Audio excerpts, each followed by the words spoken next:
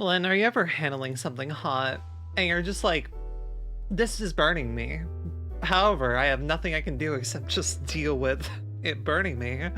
That is me whenever I make tea.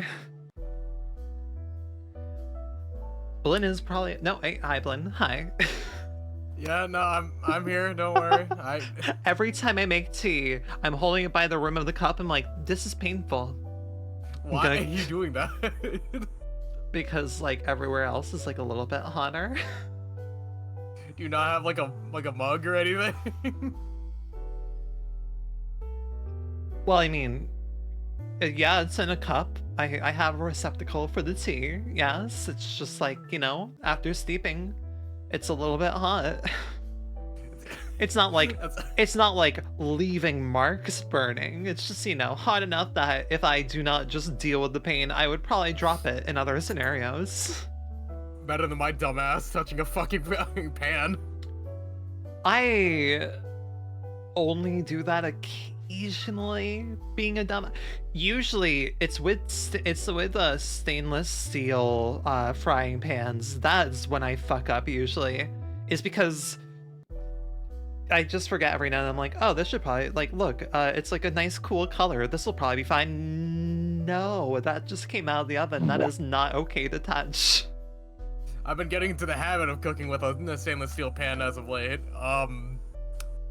Nightmarish when you're trying to cook certain things. Yeah, it depends on what you're cooking, yeah. I usually stir fry with it. Not stir fry friendly. I'm gonna be like 100 with you on that. And sometimes I add a little bit too much oil, and let's just say I got some scars on my left hand now. Amazing. Granted, not big scars, but yeah, noticeable. Sky does not like trying to help me cook whenever it's something that has to be like fried or such, because I'm okay handling some like oil splatter. We do not have a splatter mesh thing that you would typically cover, right? That's just reminding me of TikTok where someone literally went on about they didn't know putting the tea leaves in hot water helps with the tea.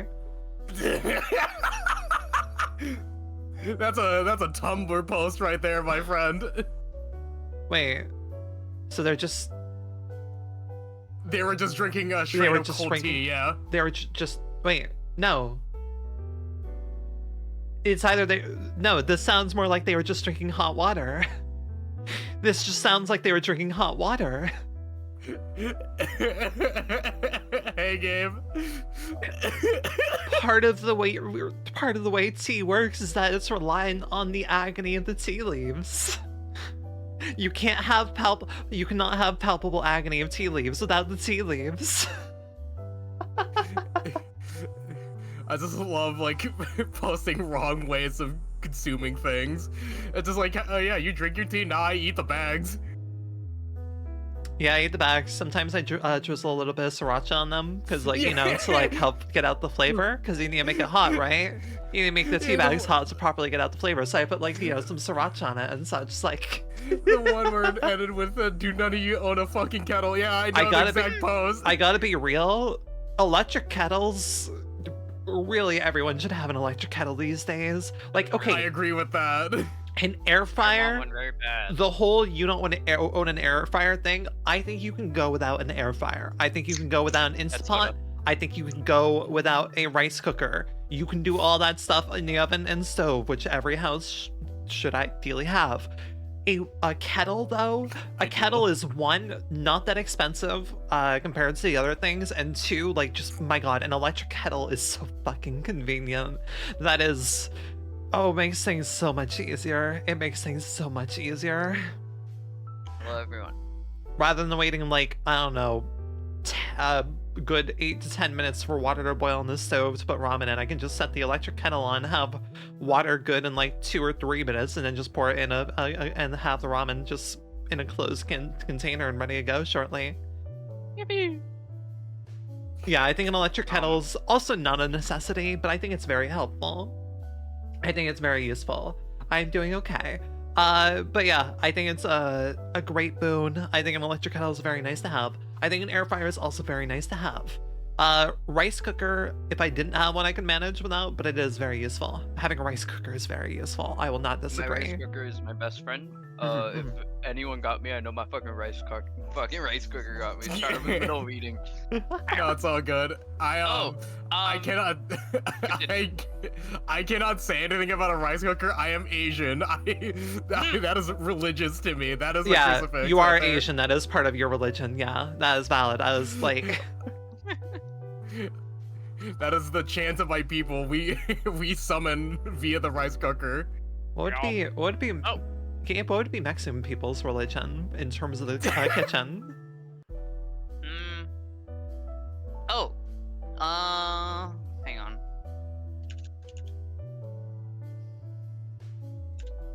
I'm trying to grab one so you know. Like, I can't think of So many this is- appliances, and I'm immediately like, okay, yeah, any Mexican person worth their salt or Latino needs those. Oh. You're thinking about appliances. I'm thinking about pans. This is my best friend. This is the comal. You use this for tortillas. You use this for everything. Actually, I'm lying to you. This is my best friend. If anyone got me, I know my fucking comal got me. No, that very falls under fair. falls under the same argument. Yeah, no, I'm like Yeah. thing that I could not go without, like having. Yeah, This is Look- my best friend. Again, use it for tortillas. It heats up really, really fast. I love my Dutch oven. I love my Dutch oven extremely. I could do without it if I needed to. Yeah, no, there's like God, I got- there's certain things in the kitchen that I'm like I'm very firm with my roommates about, where I'm like, hey, yo, I know we're all depressed. I know all of you guys have ADHD and that makes doing tasks hard. Ground fucking rule. If this thing is not washed and available for everyone to be using, given that 3 of us actively cook, I will be losing my shit. And one of those is our fine mesh strainer. We've had disagreements on washing the fine mesh strainer, so I've made it unavailable to everybody. because I'm just like, Feel it? well, it's mine, so I didn't steal it. I made it unavailable. Same goes for my my hands grater for like cheese and such, and like several of my really good packaged several of my good food containers. I made those unavailable to people. Technically, they're just stored away in like one particular cupboard, but I'm the only one in our house who knows where everything in the kitchen is. That's Wait. me with the fucking frying pan in my house, because if I do not have access to my frying pan, I'm Yeah. gonna hit someone. We have one pair of tongs, and I lose my shit whenever I see those tongs in the sink. I'm like, come the fuck on, guys. Come on. It's just like, you aren't thinking, why you're not able to step out and think of each other. Come on. When I'm cooking, I'm What- immediately like, oh. okay, I want to make sure Wait. this stuff is available because I know that like my roommates do a decent amount of like stir fry or like things that, you know, use tongs. Most of us cook recipes on the daily that use tongs. So those are like, I will maybe not wash like a pot that I use or like the whatever plates and stuff I have for like until like the next day. That's fine. But if it's like our one good cutting knife or the tongs, I'm like, that has to be washed ASAP. No, absolutely no argument about it. That needs to be washed. There I will is give no you this, arguing Rin. that. I will give you this. At least you don't live with someone that gives half-hearted attempts of washing shit. I live with someone like that, and I have to double check everything. I Grabbing do like, have to double check because they're very reliant on using the dishwasher, and like they often forget that the top rack of the dishwasher, if you stack bowls constantly right next to each other and don't scrub them a little bit, they're not, like, half of them are gonna still be messy. And so whenever the dishwasher is gonna be ran, before running it, I should reshuffle things around to make sure that, okay, let's make sure things are actually clean. damn. Since we have like 4 to 5 people in this house, I say 4 to 5 because technically there should only be 4 people here, but one of our roommates decided to sneak in her girlfriends against my direct statement. I'm just like, hey, we need to be on top of doing the dishes and everything. Where I live, dishwashers are a symbol of affluence. If you own a dishwasher, I consider you middle class. Oh yeah, I mean, yeah. I don't use a dishwasher that much, mainly because I'm just used to a dishwasher taking more time and possibly not being as perfect as these hands could be. Whatever. I'm the dishwasher. This might be a terrible statement to make considering I'm Mexican actually. Post canceled. Would you like to rephrase your statement? I think Gabe was about to say something positive about dishwasher when, like, I've seen a post. I think Gabe might have actually reblogged this post on Tumblr. I saw a post on Tumblr recently that was like from a Mexican person who's like, hey, yeah, no, I've never, growing up in Mexico, I never saw or could even think of having a dishwasher. In Mexico, if you have a dishwasher, you have money. Yeah. Like, you have hella money. Yeah. Like, you have hella dollars. That's why I consider it a signal of affluence. Like, okay, I understand that in most modern households in America, if you don't pay like minimum fucking for rent, which is what I do pay, and it's still expensive as balls, you probably have a dishwasher. Listen, to me, in my eyes, I grew up poor my whole fucking life and like live in dog shit ass houses. That is a symbol of affluence. You are living a life I could never comprehend. I think I should specify also a functional dishwasher, because I know damn well that while growing up in my house, we had a dishwasher. It was not functional, and so we never utilized Well, that. yeah, you just put pans in there. That's So it's just a glorified drying rack. Yeah, you just put storage in there. I don't think we even used it for that. I don't even remember what the inside of that looks like, because I don't remember ever opening it. I don't think it was just there. It was They just probably there. put like pots or something in there, like already clean pots. I and don't think my parents did. I don't think they did. I don't know, maybe, but I don't remember. I just know damn well it did not work. My grandparents used the dishwasher, but also they tended to wash. They would use the dishwasher like after dinner or such, right? It would be like an end of the night thing if they had just done a big cook, and so that means a lot of dishes. Use the dishwasher for that. Yeah. Hi, welcome to your reading times, where we read Distortion fic. Currently talking about home appliances. Before we continue, I have a very important statement. Today is August 27th. Everyone say happy birthday, Nutsack. Happy birthday, Nutsack. All right. Let's go. The sole reason I remember that it's his birthday today is because of a fucking post that I saw on Twitter, and let me dig it up real quick because Toast sent it to me a while ago. Not even to me, just in a group chat that I'm in with him. And fuck, I forgot the name. I forgot the name of the gacha game this character's a part of. Here, it's in voice chat. Oh. I don't know that other beast. I don't know beast. that other beast. That could be like something fate like- or something. I don't know. No, it's not. No, I guarantee you that's not Fate. I know Oh wait, that's Fate. fair. Yeah, you know know Fate. Some anime character. Anyways. Fuck. Hold on. It's bothering me. I gotta look this up now. Good luck. Brave soldier. I only know it's Nutsack's birthday because my friend called him a mold spore. What? Look at him. He's a little Mold spore? Wait, he's keen. See him. Project Sekai. There we go. That's a There fucking you name. go. Yeah, that's probably something I've heard of. There's so many gacha games. There's so many. For some gacha reason, games. there was a bit a while ago, like there was a lot of overlap between Project Moon and Project Sekai shit, and it was very funny. Sorry, I got Hello, distracted. DS. Yeah, I got Orca, distracted. bro. I got distracted by Diaz. She's fucking Understandable. beautiful. Understandable. Everyone how would look I at say. her. She is a woman. Right. We'll talk more about her later. It's been 2 weeks since we did reading. right? I think. I Yeah, think so. I don't think we read last Yes. week. I'm pretty sure did we not didn't read read last last week. Also need to check. I'm still eating, just sorry if Did I didn't put do Distortion Detective Part 2 on here? Need to make sure I properly ported this second Distortion Detective thing. I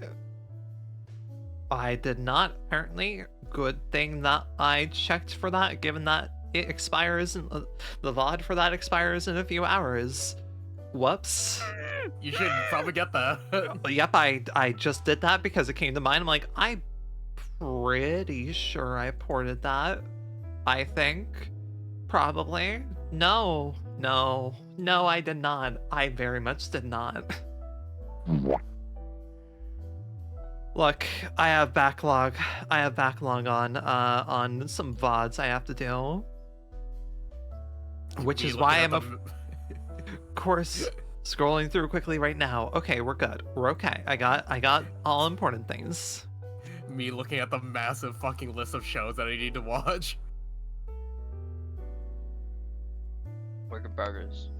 Work in progress. This year has just been constant work in progress. Things I should have had done like way before, but you know what? It's fine. It's whatever. It's okay. Right. How did I hit 1K? How did I hit 1K on Twitch when I'm this disorganized of a fucking mess? Who knows? It's funny. It funny. Yeah. Man, we really have to start tackling the dilemma of scheduling hassle soon. Yeah. Oh man, I want to get to Limbus Company so bad. Limba's company. Limby, I want to play Limby. But scheduling hell, and everybody says they want to do a thing, and I'm like, okay, sure, we can make that work. How are your schedules? Oh, your schedules all hate each other. Okay, yay. I have job. Yeah. Well, it's the fact that you, Nomad, and Blinn all have job. Well, I can also change my what day I take off. You can, yes. It's just a matter. I think the linchpin is the fact that Blinn has 3 days that he can make work, and one of those days is often D&D, and then otherwise Nomad's job. I don't know what he's doing for work nowadays, but it sounds like his schedule is kind of. His is Nightmare World. He's working at a Wendy's. Oh, Dude, I'm so fucking sorry. Oh my god. That explains Goodbye. a lot. That explains a lot. Oh man. He in Nightmare World right now. I still Well, think Wendy's might be a little bit better than what his previous situation was. Okay. Yes and no. Oh god. Torture world. Like, technically I have 4 days. I got Monday, and then Wednesday, Thursday. Oh no, yeah, no, that is only 3. Huh? Fuck me. Yeah, I was about to say, I'm like, fam, I've been working with you for the better part of a year. I think I have a decent idea that you have 3 days available. Like, I've been debating on cutting out my Tuesday shift because that is only 5 hours. But then again, I have car payments to handle, and I need as much time as I can get from my job. Mhm. Yeah, money is important. You gotta do what you can for money. I laugh. I have a donathon going on currently. Hi. Everyone donate to my friend now! It's fine. It's okay. It's alright. My roommate messaged me on Monday when I was playing Elden Ring. He's like, why are you playing with your controls upside down? I'm like, money? He's like, alright, fair. Enough asked. I remember fucking joining in on that. It's just like, oh, you're playing with the AC grip? Yeah, and Oh, yes! I sucked at it. I thought I would put that as a punishment on my punishment wheel, and man, Of course it was dog ass. You put respect on the AC grip. Many a raven. Many a raven piloted like this. see, And the it thing is, I sucks, think I'm gonna be real with you. I think the AC grip is a lot more possible on a PlayStation controller than an Xbox controller. True. Sorry, I'm still eating. That is kind of fair, yeah, because PlayStation controllers, they flat. They're pretty flat. They have a pretty they don't have as much of a vertical stretch profile as, well, like from top to bottom of the controller. Xbox controllers are long. They're meant for big hands, and like I'm looking at it. Yeah, it's, hitting the triggers on that was fucking impossible. Like every single picture of the Armored Core grip is with a PlayStation controller. There's no picture of an Xbox controller. Why? I mean, that would also make sense because, again, Armored Core is primarily on PlayStation. That is correct. It wasn't until like the 4th gen came out that it was able to go cross-platform. Right, because wasn't the Xbox 360 like technically better than the? I think ran better than the PS3 or something. That is more so what is with the 4th gen game, Armored Core 4. But even then, both sides kind of struggled keeping up with Armored Core 4. Interesting. We'll get to that eventually then. Right, so we're in the second part of this now, which means I think we have 20 chapters left. We got 20 chapters. Definitely not finishing it tonight. We're really like, we're starting to like get to the point where like this is going up against Leviathan, and the fact I want to do Leviathan because we have to do Leviathan to do Limbus. And Damn. the fact that Blinn has such crisp fucking can opening. Damn. Anyway. Cuts back to the. I just remember the first time I ever did that with you guys when we were playing Lobotomy Corp. It was the one cutscene with Nutsock. I could just fucking. And just Anne is like, oh yeah, right, I can't save her. Why does that not work? Why do you not work? I'm shaking you. Why do you not fucking work? Okay. Oh, you got the sticky notes back. I do got the sticky notes back. I don't fucking understand why that shit doesn't want to work. Time to redeem Uwo. You may notice. No. You may notice. I have that shit disabled. Banned. Incapable. I have that. I kind of have that disabled for a minute because I've just not felt. I've just not had the energy to do that. Your girl may be suffering a little bit from burnout. Also, we're dealing with it. That's why I ain't done on things tonight. We'll handle tomorrow. Okay. Hi. We've yapped for like almost 30 minutes. Half an hour and 15 minutes of that was spent talking about appliances. Intentional? I was eating, and I've eaten, and we're done. I was waiting for my tea to cool down, so you know, I patted. Fair enough. Right, okay. Let me get my shit set up. Thank you for the love. Oh wait, right, also, important thing I need to remember. Before anyone notices that, okay, strawberries are back. We've inflated strawberries back to their normal market value. Nope, we're not doing that. Damn, no jazz. Fuck. I'm trying to decide what mood I want. I have to throw shit at you. Mimicry is there. Awesome. Hassad, what am I in the vibe for? God damn it. Always hard deciding what I'm in the vibe for. I should add more to this, honestly. I figure you have a decent amount of things. Yeah, this'll work. Well, the problem is, like, I want to add shit specifically from Limbus, and just like, do I? Well, Banned. Get to Limbus eventually. In chapter 23, Kirkus Village. I'm pronouncing that right, maybe? I wouldn't know. It's 10 in the morning. The sun beams down on the somber alley. We walked up the winding street. There are many unknown paths like this in the back streets. Uncharted streets not shown on any map. Walking into an unfamiliar street poses a great risk.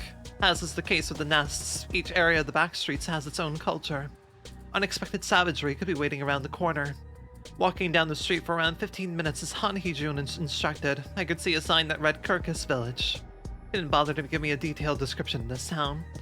What are the cultural characteristics of the village? Are there any taboos? Anything? Will it be okay for us to readily set foot in this village? It probably will be. As much of a shady creep as Han is, he's not the type of person to lead us into death in such a primeval way.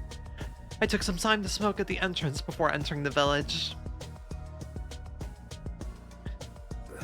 Alright, Gabe, it's time for you remember Ezra's voice. Also, let me put this over here. Yippee.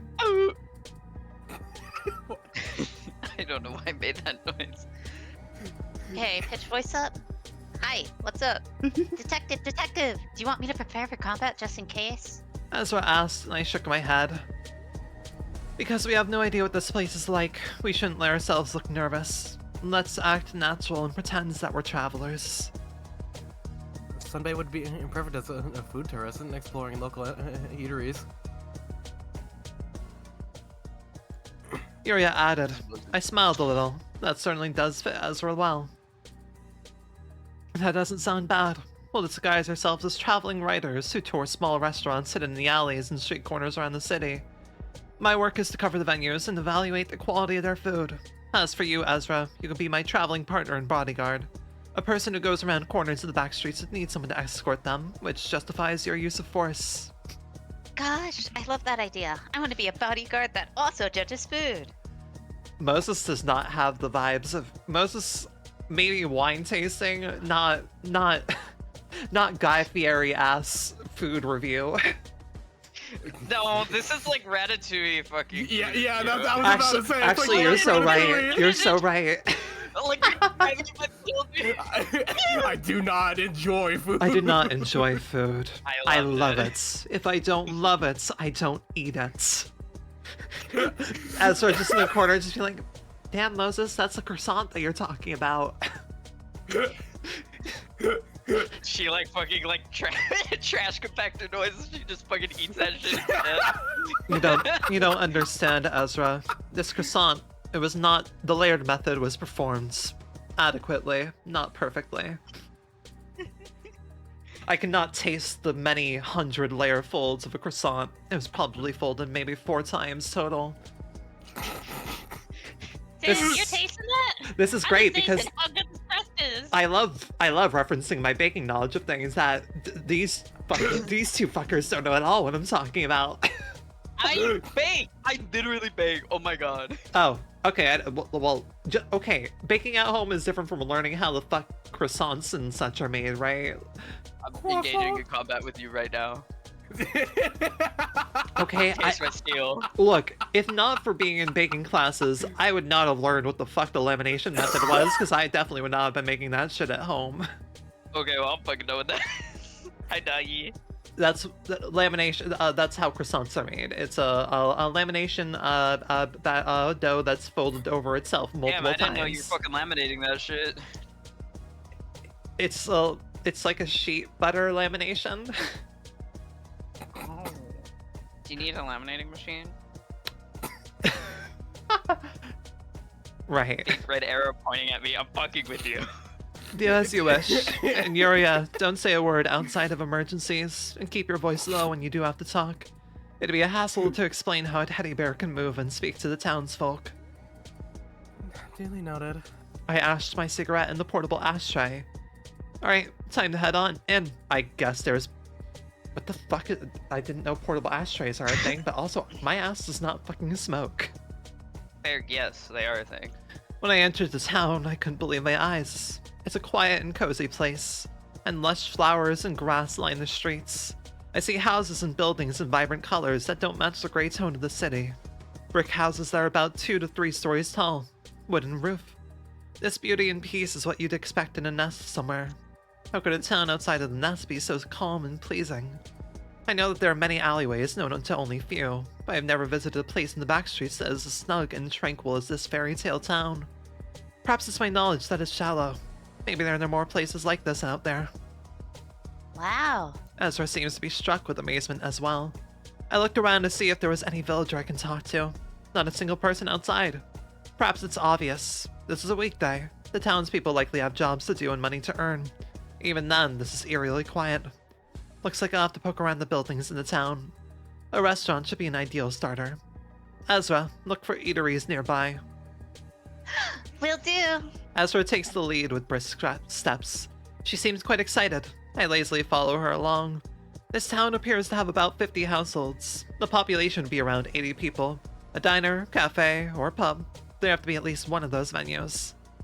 Detective, over here, I found one. She's such puppy energy, except she's like, she is a massive fucking puppy. Big dog. My weird dog. She's like golden retriever energy, except she's like the size of a Saint Burmese Mountain dog. So like twice the size of a golden retriever. Ezra waves her hand at me. Looks like she found something. I see a door with a sign that reads Denmark Tea House. Hearing the clanging of chimes, Ezra and I entered the cafe. It's a small venue with 4 tables and a floor space of 15 pyong. Which I forgot what the measurement value of that was, but it's okay. I'm sipping my tea really quick.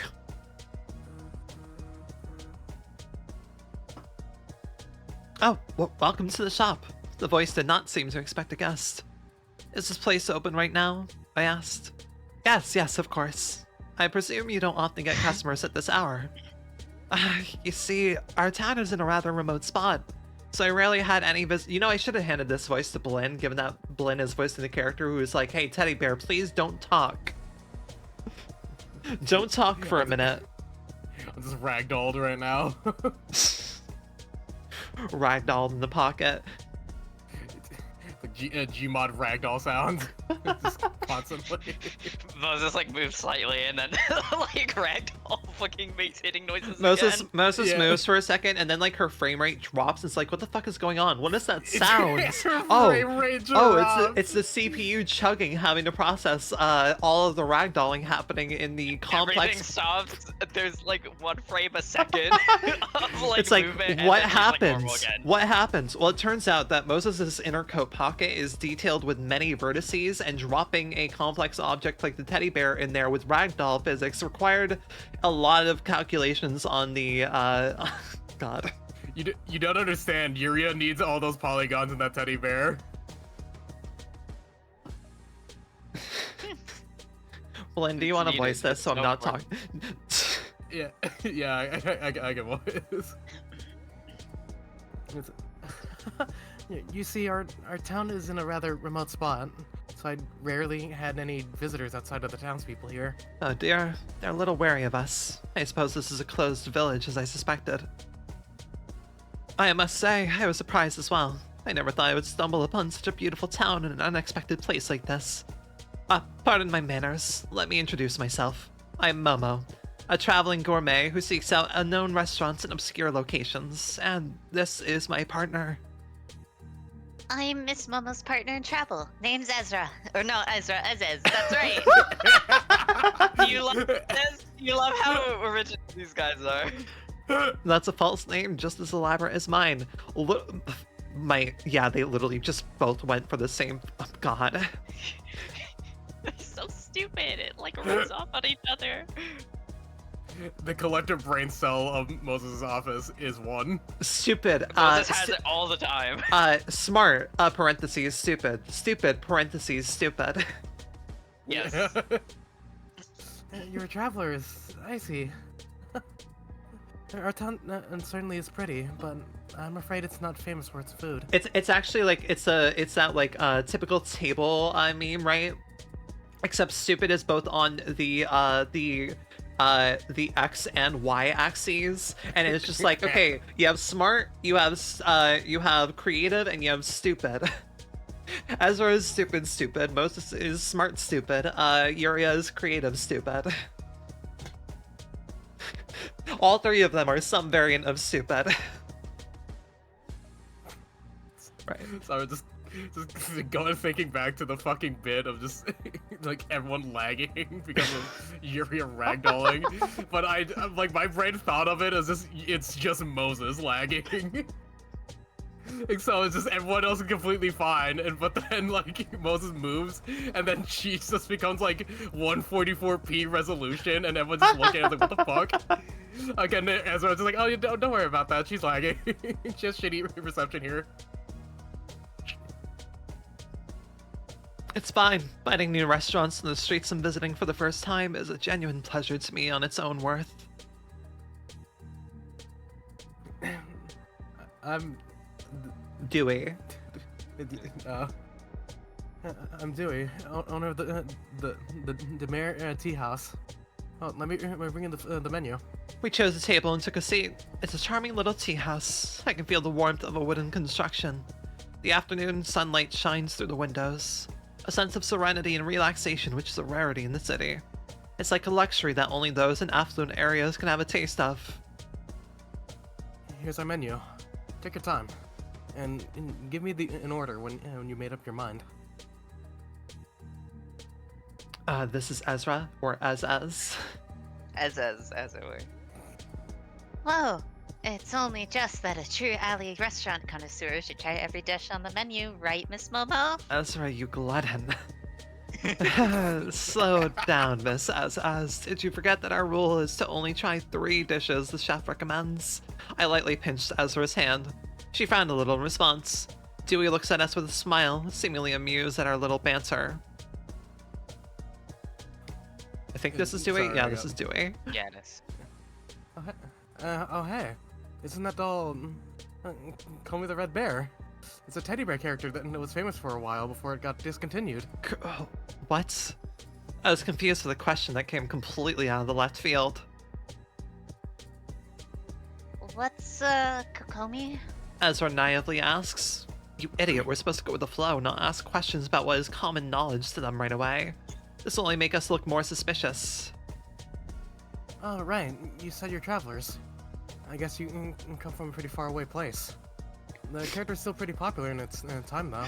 Yuria slightly trembles on my shoulder. She must have a thing or two to say about that. Sorry, my I'm God. just imagining Yuria like literally like autism creature vibrating in place at like my hyperfocus has been mentioned. Oh my Don't god, say I need anything. don't say anything, don't say anything, don't say anything, don't say anything. I have so many essays that just came up at the mention this response. You know, real quick, why do we ever need to worry about, why do we need generative AI in our lives? If you want an essay generated at the like mentioned, just give an autistic person something that spurs their hyperfocus and they'll have easily decades worth of essays ready to go. Exactly. God. This was a gift from an acquaintance of mine, actually. I understand that you're a big fan of cute characters like this, Miss Essa. Miss SS, didn't you know about this one? I gave Ezra a subtle signal. Oh, Kakumi the Red Bear. Yep, I do. It'd be a crime for me to not know Kakumi. It's Kokomi. An awkward pause ensues. Honesty is the only way out of this. We're from the northern side of the city, so we don't know much about what goes on down here in the south. The north? You come from so far away. Never left District 11 in my life. Well, I don't go anywhere near the northern areas. Well, you could say the same for most people in the city. I gave a serviceable response. It's time to change the topic. Well then, Dewey, I'd like to order 3 dishes of your suggestion. Okay, please wait warmly. Dewey went into the kitchen. I could hear the sounds of tableware rattling. I looked out the window. There's still no one out on the town streets. Is this town always so quiet? I talked to the kitchen with a somewhat loud voice.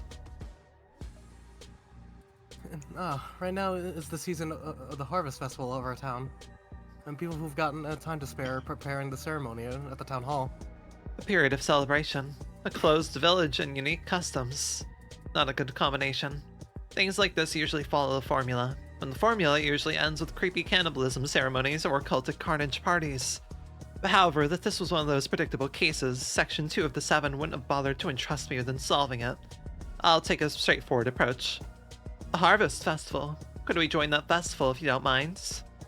Depending on the villagers' reaction, this can be categorized into one of the 2 types, rejecting outsiders or actively inviting them to participate. In the case of the latter, there's a high probability that the outsider ends up being the sacrificial lamb. This one being a welcoming kind would be much more convenient for us to resolve this mission. It's simply too much of a hassle to try and sneak into a festival that excludes outsiders. And, of course. The festival becomes merrier with more people enjoying it. Dewey came out of the kitchen with food for us. Black tea, pancakes, and omelets. Looks plain. Ezra's eyes sparkled. Well then, enjoy your food. I'll go ask everyone in the town hall. Thank you. Smiling, Dewey left the restaurant. Okay, yeah. First thing that's like, okay, no one in their right fucking mind would leave their goddamn business alone to outsiders. This shit serious. Like, in the goddamn city, I don't care how cottagecore your little nook and cranny is. Cottage core. Matter to how cottagecore your shit is. Ezra, what do you think? It was quite orthodox. You think so too? Getting lost. Here. There we go. Yep, a fairly sweet vanilla flavored pancake, a moderately soft omelet, and a moderately fragrant cup of black tea. All standard. I placed my hand on my forehead. I guess I should just leave her to fill her stomach for now. I ran my eyes over the tea shop again. I still don't see any apparent anomalies. This is nothing more than a cozy tea house. Some time has passed. Door chimes rang as Dewey returned to the tea shop. Miss Momo, Miss Azaz, the townspeople will gladly agree to letting you participate. Shall we head into the town hall if you're done eating? Quite the welcoming kind. I have no reason to refuse it. The faster this job is dealt with, the better. Will do. Miss Azaz, how did you enjoy the meal? It was overwhelmingly satisfying, Miss Momo. We left the restaurant to follow Dewey. The time is just past 1 p.m. This village is a fascinating sight to behold. If I ever earn the right to retire and live to an old age, perhaps this is where I choose to spend the rest of my life. While I was immersed in such thoughts, we arrived at the town hall. This appears to be the widest building in town. Everyone, here are Miss Momo and Miss Azaz, the visitors I told you about earlier. Ezra and I nodded a greeting. There are about 40 people inside the building. Each of them bids us a welcome. This is not good. I looked at Ezra and back at the townsfolk. Now I understand why Han Heejun gave me this job. A pleasure to meet you. I am Domus, head of this village. I heard from Dewey that you two are travelers. Yes, we're travelers who search for restaurants around the corners of the streets. I'm Momo, and this is Azaz. God, Azaz is such a... Momo is one thing. Azaz is like... Azaz. It's me, Azaz.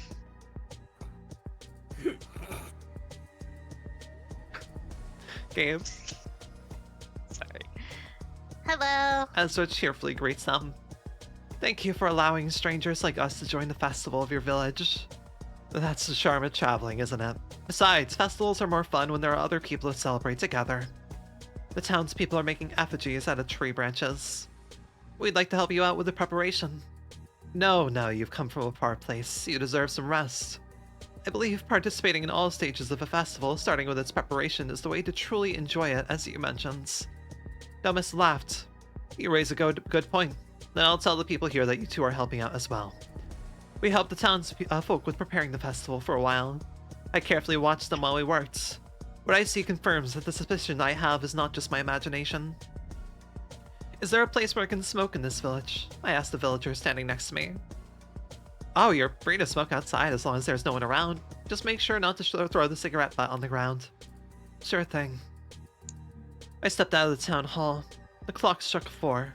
There's still not a single person out in the town streets I can see. I went to a remote place and pulled out a cigarette, and I placed a hand to my forehead. Then, Detective Moses, did you figure out anything? Furia whispers. I puffed out smoke. Yes, I cannot see the distortion from any of the townspeople here.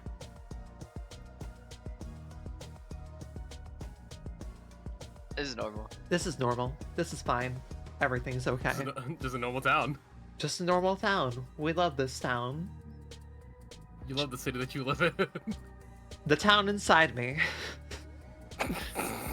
Chapter 24, The Emotions of Life. Think this is Yuria? Yeah, this is Yuria. You can't see the distortions.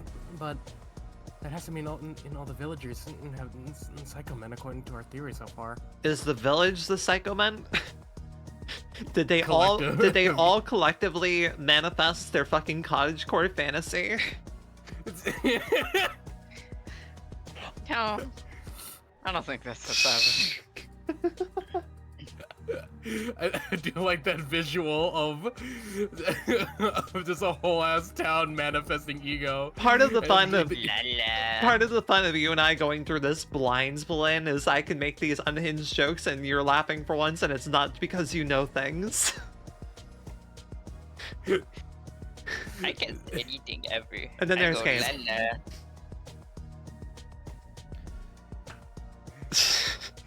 They're all just That's like, man, I why- want to see some extra nature here. Everyone just thought about extra nature really hard. Carmen looking at this like, this is a weird fucking ego. Some weird fucking ego. I wish they just distorted, but okay, sure, whatever. I'm fine. My Everything's man. fine. It doesn't bother me. It doesn't bother me. It doesn't bother me. It bothers me. It bothers me a lot. We'll see soon enough. I stared at the cigarette smoke I had just puffed out. If I had my smoking pipe, I could have used the white breath to grasp the truth of this festival and the situation a bit more easily. The pipe. Vespa. It's like thinking about overdue homework you procrastinated on the whole night. I walked back to the town hall. Miss Momo! Ezra waves her hand at me as if she were waiting for me to come back. Dewey is next to her. What's the business, Miss Azaz?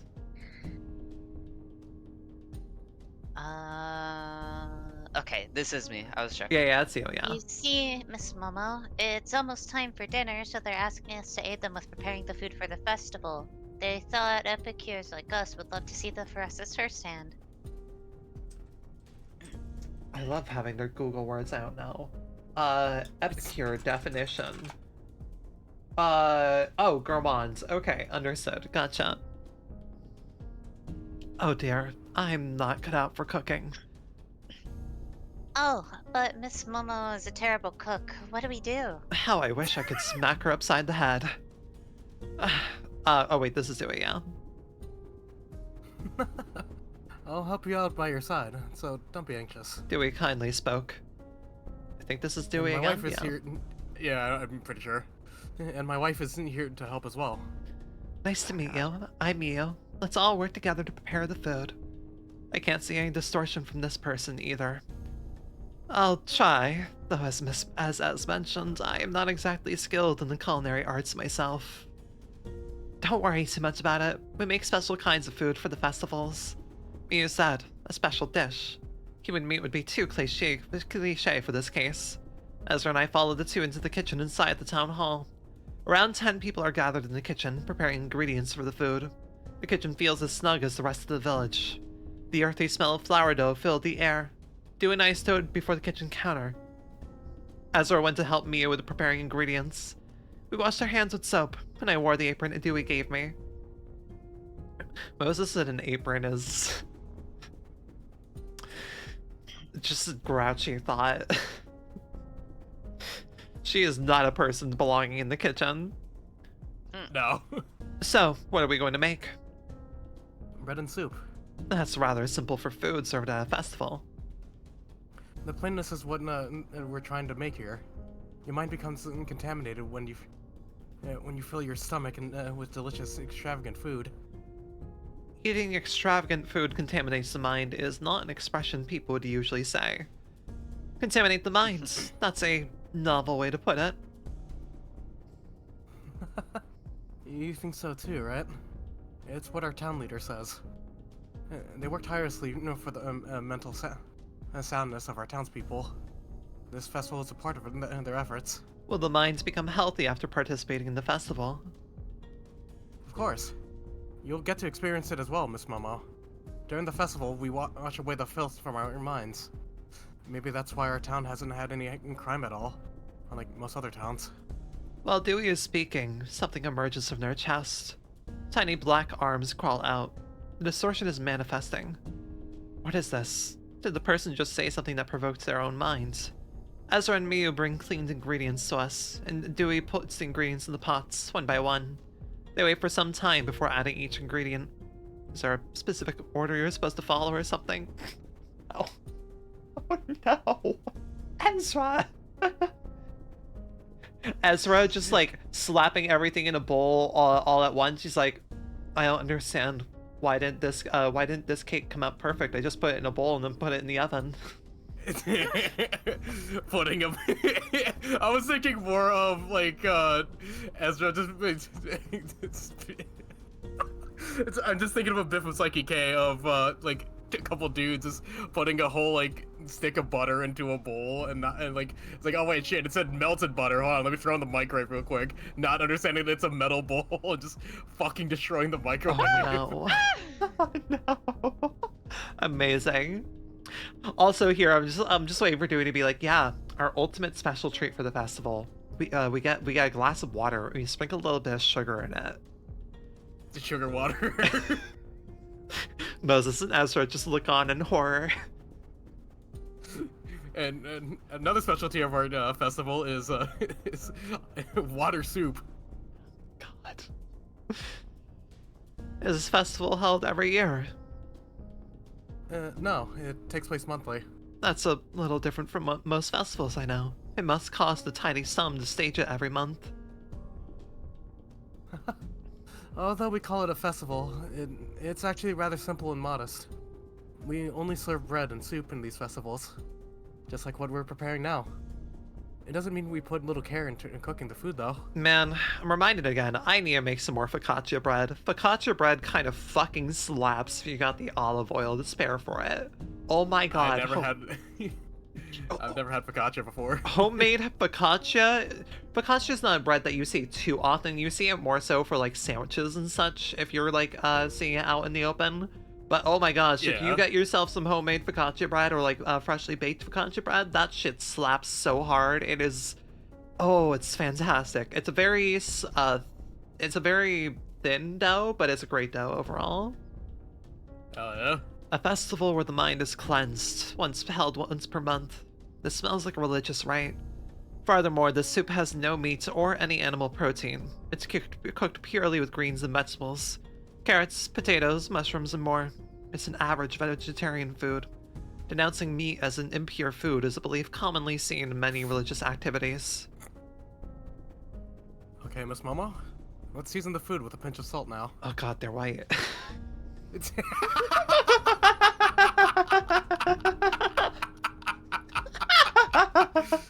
I wasn't gonna say anything, but okay.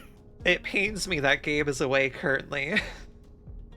No, I'm here. Okay, cool, you're here. I was expecting you to have a reaction to me saying that immediately. What do I say? What do I say? Like, yes. That's not wrong. A festival where the mind is cleansed. Townspeople whose distortions cannot be seen. Dewey's son and manifestation of the distortion. I need a few more clues to draw out an answer. Wait, Miss Momo, that's sugar, not salt. The cooking is almost finished. I didn't see any suspicious ingredients, just hallucinogens being added to the soup through the process. The festival is about to begin. People sit around tables for 6 in the town hall cafeteria. Bowls of the soup we made are placed on each table. A loaf of baked bread is put in front of each of us. Our table consisted of Ezra, Dewey, Mio, myself, and lastly the town leader. Along with a couple of life-sized wooden effigies. They're the figures the town folk were making during the daytime. The effigies also have soup and bread placed in front of them. I looked around. There's a stage at the front of the dining hall. On the stage is a steel chair. The cafeteria is structured in a way that people can see the stage from their tables. I'm sorry. I started breaking into a smile the moment I read the word steel chair. Why? And here goes Ezra with the steel chair! It's, Exactly that. Exactly that. That was just playing in my mind immediately. Man, we got all these fixes. We got all these fixes and shit with elaborate weapons. What's your weapon? What's your office weapon from? Oh, it's from the steel chair workshop. What? What? Yeah, the steel chair workshop. Ever heard of it? Let me give you a demonstration. I don't have a metal pipe sound effect on me right now. I think I got a clang of some kind. Hold on, let me It's check my all good. soundboard. I need to add more Yeah, things. metal pipe noise. That's about it. I need to add more things to my soundboard. That's all I need. I just need to add more things to my soundboard. Hey, Boogie. No, not it, but it works.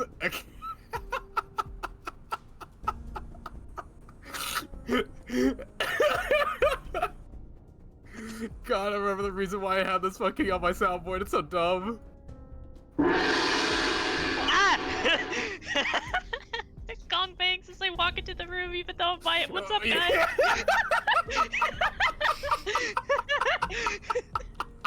I'm going to be making that joke so much in Limpus Company. I hope you're ready. A gong bangs even though I'm white. What's up, guys? I didn't think of this as way to. Feel when I didn't think of that as a thing I could do. All right, well, hey, it works out. Yippee! I should have had this window in partially not full screen in the whole time. All right then, sure, I guess. Yes. Right. Okay, it's me. Yeah. Miss Momo, it's completely devoid of me. As her whines sitting across from me, I ignored her. There are more important matters to address. I can now see the distortion from the townspeople. The degrees of their distortions are all mild and slight, like Dewey's. I reckon not everyone in town has joined this festival. There are 57 people in this dining hall, excluding Ezra and I. No, that's not the case. All the villagers have gathered here. The town leader answered. It's fine. Oh, no. The town seemed to have about 50 households. If it's true that these people are the whole population of the town, that would mean most of them live alone. However, if I take the wooden effigies into account, the total becomes 102. That isn't far from my estimate. It's even possible that these effigies are occupying the seats where other townsfolk used to be. Where have they disappeared to? I need to investigate that. Go ahead, Len. You must be remarkably pure of heart, Miss Momo. The town leader spoke graciously. I don't see any filth in you. A mysterious phrase. Now, everyone, let the Harvest Festival begin. The town leader stood up and announced with a loud voice. Let us laugh first. All the towns... Careful, Oswald. I hear the Oswald creeping out there, Glenn. I wasn't even trying to go for that. I'm sorry. I heard a barest hint of the beginnings of Oswald. Put that guy away. It's the Oswald crawling from the sewers. Oswald crawling from the sewers with bad Roland ending. All the townsfolk burst out in laughter at the same time, including Dewey and Mio. I laughed along. In a festival you're joining for the first time, you have to observe the mood and the people and follow their behavior accordingly. Ezra awkwardly laughed. The collective laughing fit went on for 10 minutes. Oh my god. When the town leader abruptly stopped laughing, the townspeople simultaneously quieted down. The town leader sat down. The distortions of the people progressed a little. Let us eat the soup. I don't know why that line's funny to me. What? Let us eat the soup. I don't know why I'm like going with this voice. I just think it's funny. It's Guys, free follower at follower.com. funny. I don't even see that. Excellent. I don't even see that message pop up. I just see that Seribot already bans them. It's so funny to me. And Seribot took that person out and shot them in the face.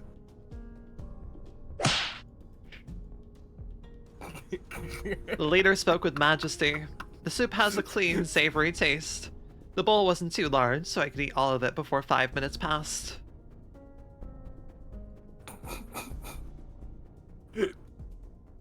Let us gush out our anger, you filthy, heinous bastards! The town leader lashed out at the wooden effigy sitting at our table. People all yelled profanities too vulgar for description at the effigies sitting at their tables. What were they upset about? Dewey and me were doing the same, swearing with forbidding faces. Ezra and I followed suit. The townspeople's distortions progressed farther. Once again, when the town leader stopped cursing, the whole cafeteria fell quiet. Yablin, what were you about to say? When I saw Red lashed out, I didn't like see them like throwing insults. I thought they were just Throwing haymakers. hands. Yeah. I yelled And, like fucking yell. like training dummies. With like fucking training mode in a fighting game, dude. Yeah, Fucking doing they're combos and laughing. shit on that. Yup. they're laughing. Let us eat the bread. Give me 1 second. I'll get it.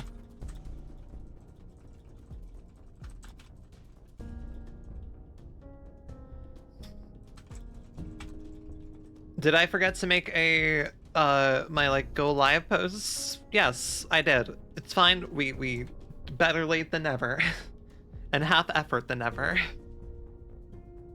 It's okay. Never such thing. It's too late. It's too late to apologize. Unless it's that. I'm just gonna walk away now. I'll take my hat and go. The town leader sat, slowing their ragged breath. It's an ordinary loaf of buttered bread made from flour.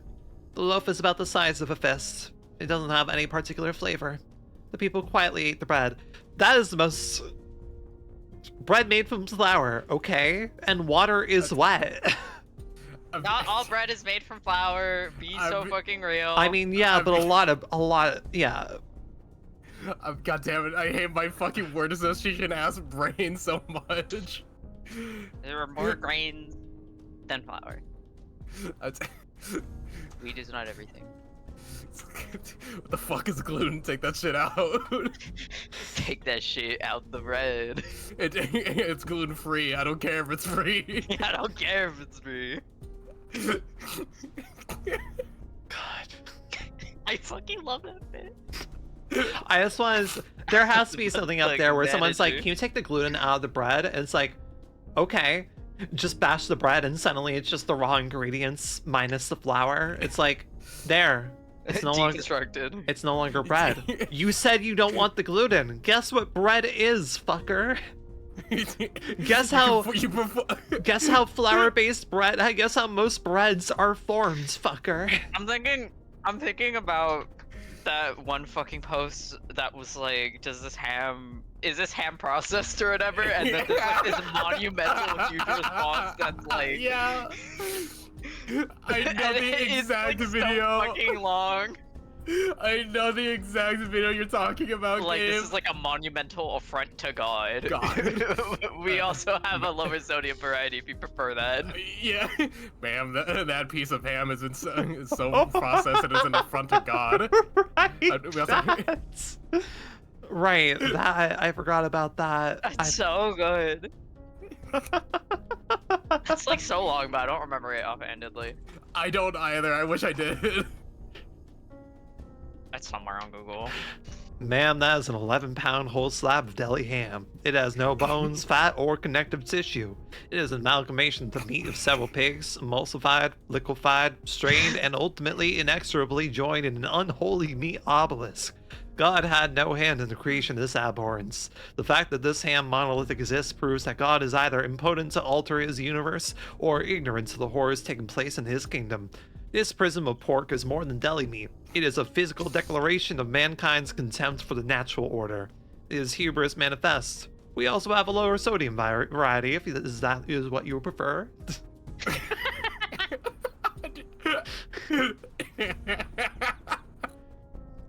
Sometimes I can randomly... I cannot go into low tenor very easily, but low baritone, sure, I can somehow hit that register fine. I just have to skip a register and I can easily do that, apparently. Sure. Yeah.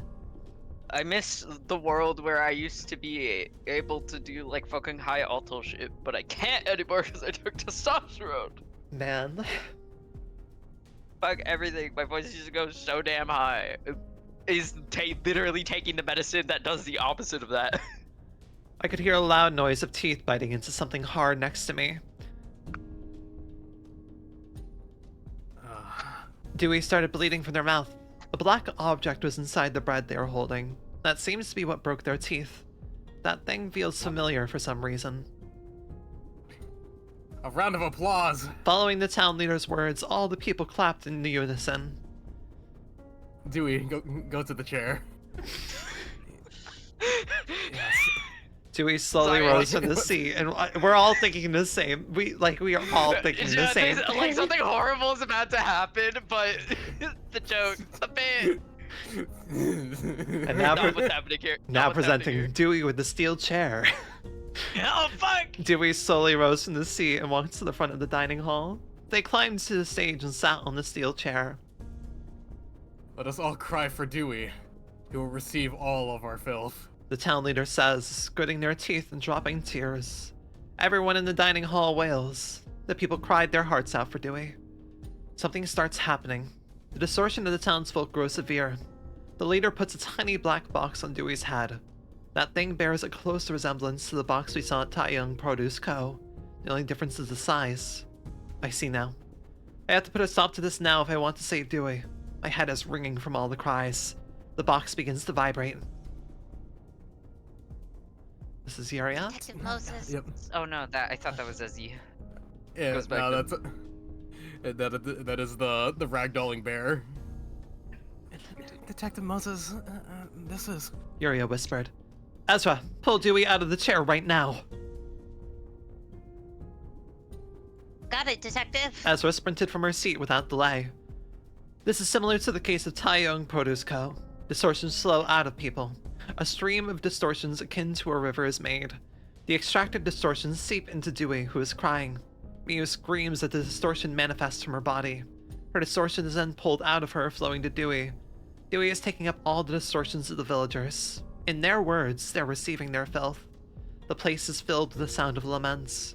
Dewey's body gradually swells in an unstable manner. This is driving me mad. Ezra stormed out to save Dewey, but she soon falters and kneels down. Even Ezra's distortion is about to be pulled out. What happens if the distortion is extracted from a person?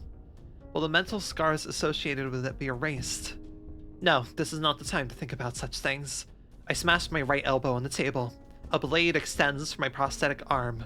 The dining hall is still echoing with sorrowful cries. I forgot this bitch had a fucking prosthetic arm. And alright then. Stop what you're doing. This... I think this is, yeah. Stop what you're doing this instant. I held the blade of my prosthetic arm at the town leader's throat. And everyone, let us rejoice now! Rejoice! The town leader shouted without so much as a flinch. The townspeople cheered. Their shouts of joy could be better described as screams. Let us bid farewell! Make their parting a joyful one! The Oswald is, you see what I mean now, right? You see what I mean? The Oswald energy is there.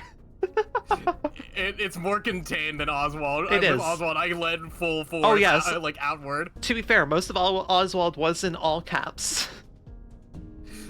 Clown to clown communication. As soon as they finished their words, the stage floor beneath Dewey opened, causing them to fall through the gap. A dull sound was heard moments later. Judging from the interval between the fall and the echo, the basement space isn't deep below. The stream of distortions follows Dewey into the space below the stage.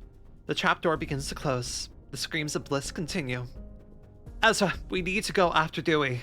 I ran forward and helped Ezra up. Curses, the trapdoor is about to close. I used all my strength to get up to the stage carrying Ezra, who was on the verge of fainting. I pushed her down the opening before making the fall myself. I fell on top of Ezra. We thankfully didn't fall from a height too high. When I looked up, the ceiling was already shut on us. I can still faintly hear the cheering of the townspeople. A putrid smell stings my nose. I had to look at my surroundings. Detective Moses, look over there. Rira said, her voice shaking. You've got to be kidding. I placed my hand on my forehead. This is a prison. The distortion of distortions. This isn't the distortion of a single individual. It's an amalgamation of people's distortions. There are 45 of such distortions down here. They match the number of wooden effigies I saw above. These are multiple distortions coalesced into large masses. I cannot begin to speculate the cause or abilities of these entities. Dewey moans and squirms. Their flesh expands and bursts. From the ruptures, arms and legs grow out. A swarm of butterflies come forth. Soap suds pour out. Utterly unfathomable distortions start crawling our direction. I don't have my pipe with me. Ezra is lying unconscious. Fortunately, there's a door behind us. Yuria, can you open your workshop now? I quietly spoke. Huh? Yes, I can. Then summon it now. Understood, Detective Moses. Yuria hopped on my shoulder and touched the steel door. It's just the word steel. This... And it's Yuria with the steel door! No, it's not Yuria with the steel door. It's gonna be Vespa with the steel door. Good. I'm Summons so the glad you wasp. remember Vespa's there. Oh yes, I I'm remember. so excited. I very much remembered that Vespa was there. Holding Summons your the head. wasp. Now, I'm so excited. now if I could open this door. Doesn't elaborate. I pulled the knob of the steel door. However, it won't budge. I used the fairy I'd been keeping in the inner coat of my pocket and gave it another try. The steel door still refuses to move. This means this door isn't a locked portal that leads to another space. This is functionally closer to a wall. It has been sealed from the outside, defined as a door that won't ever see its intended use. The distortion is getting closer to us. I kept forcefully pulling the doorknob with all my might. My right arm was stretched tight. I have nothing else but the motor strength of my prosthetic arm to rely on. This is an expensive arm Ezra picked for me. Hoping that Ezra's choice of prosthetic limb was correct, I pulled the doorknob using all my strength. Steel chafing against the doorframe produced a loud grating noise. The ear-piercing screech drew the attention of a bestial distortion, which then started running toward me. Damn it. The screws on my right arm squeak. The joints connecting the prosthetic arm to my shoulder are starting to break from the strain, blood leaking from the opened gaps. This hurts like hell. I shut my eyes tight and squeezed out my strength one more time. With a roaring metallic noise, the door swung open. A flash of yellow light bolted across the room in a straight line. A gaping hole was made in the body of the beast-like distortion that had almost reached me. The yellow harpoon got lodged in the wall on the opposite side of the room. Vespa stands in front of the open door, with matted hair and a haggard look. He looks around for a bit before drawing his yellow huando. Dr. Moses, you'll have to take responsibility for what you've done. Glaring at me, Vespa spoke in a deep voice. I'm glad he also remembered the exact voice you gave Vespa. Yep, I remember these things. There he is. Chapter 25, The Cellar. But before that, we'll have to handle the situation. I assume these creatures are the similar nature to what was filmed in your footage. Vespa mused before charging into the distortions. The creatures, each distorted in their own right, are slashed with the same blade, leaving a yellow trail in its path. When Vespa lifts his right arm, the harpoon stuck in the wall returns to his hand. It seems his broken arm has completely healed up. He slashes one distortion after another with flamboyant yet disciplined movement. A pointy tentacle rapidly extending from a distortion gets sliced before it reaches him. A beastly paw swung at him falls to the floor as a trail of yellow light passes through it. After neutralizing each distortion, Vespa thrusts his sword and harpoon into them to end them for good. The subdued distortions soon return their human form, albeit as corpses brutally slashed and cut. I suppose this is the law of the phenomenon taking its inevitable course. As they transformed back into humans, the distortions that had been shrouding them scattered away. They are most likely returning to the people who they originally belonged to. Vespa continues to advance without a hitch, creating yellow trails with his blade. If my prediction is correct, the most dangerous distortion should be lurking in the deepest corner of this room.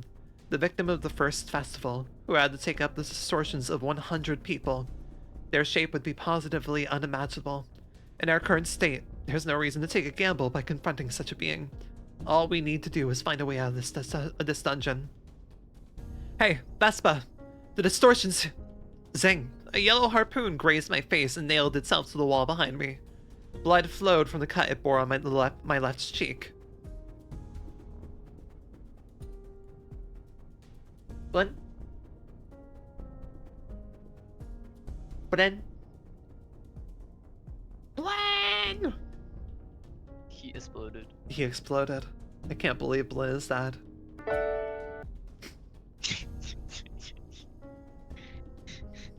Vespa also exploded off screen while you weren't looking. Damn! Holy shit. Problem solved.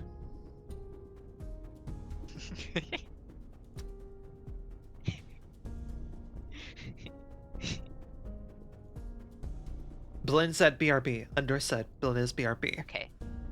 Hi, everybody. Hi, Draenor. Hi, Draenor. Hi, Draenor. Hi. Oh, hello, Jannar. Yeah, I love the... Hi. Hello. Welcome to my low poly model. I love this model extremely. It's great. That's so fucking cute. I want one so bad. That's really good. Emmy will probably never open commissions. I don't know. We'll see. Emmy is a busy fucking bean.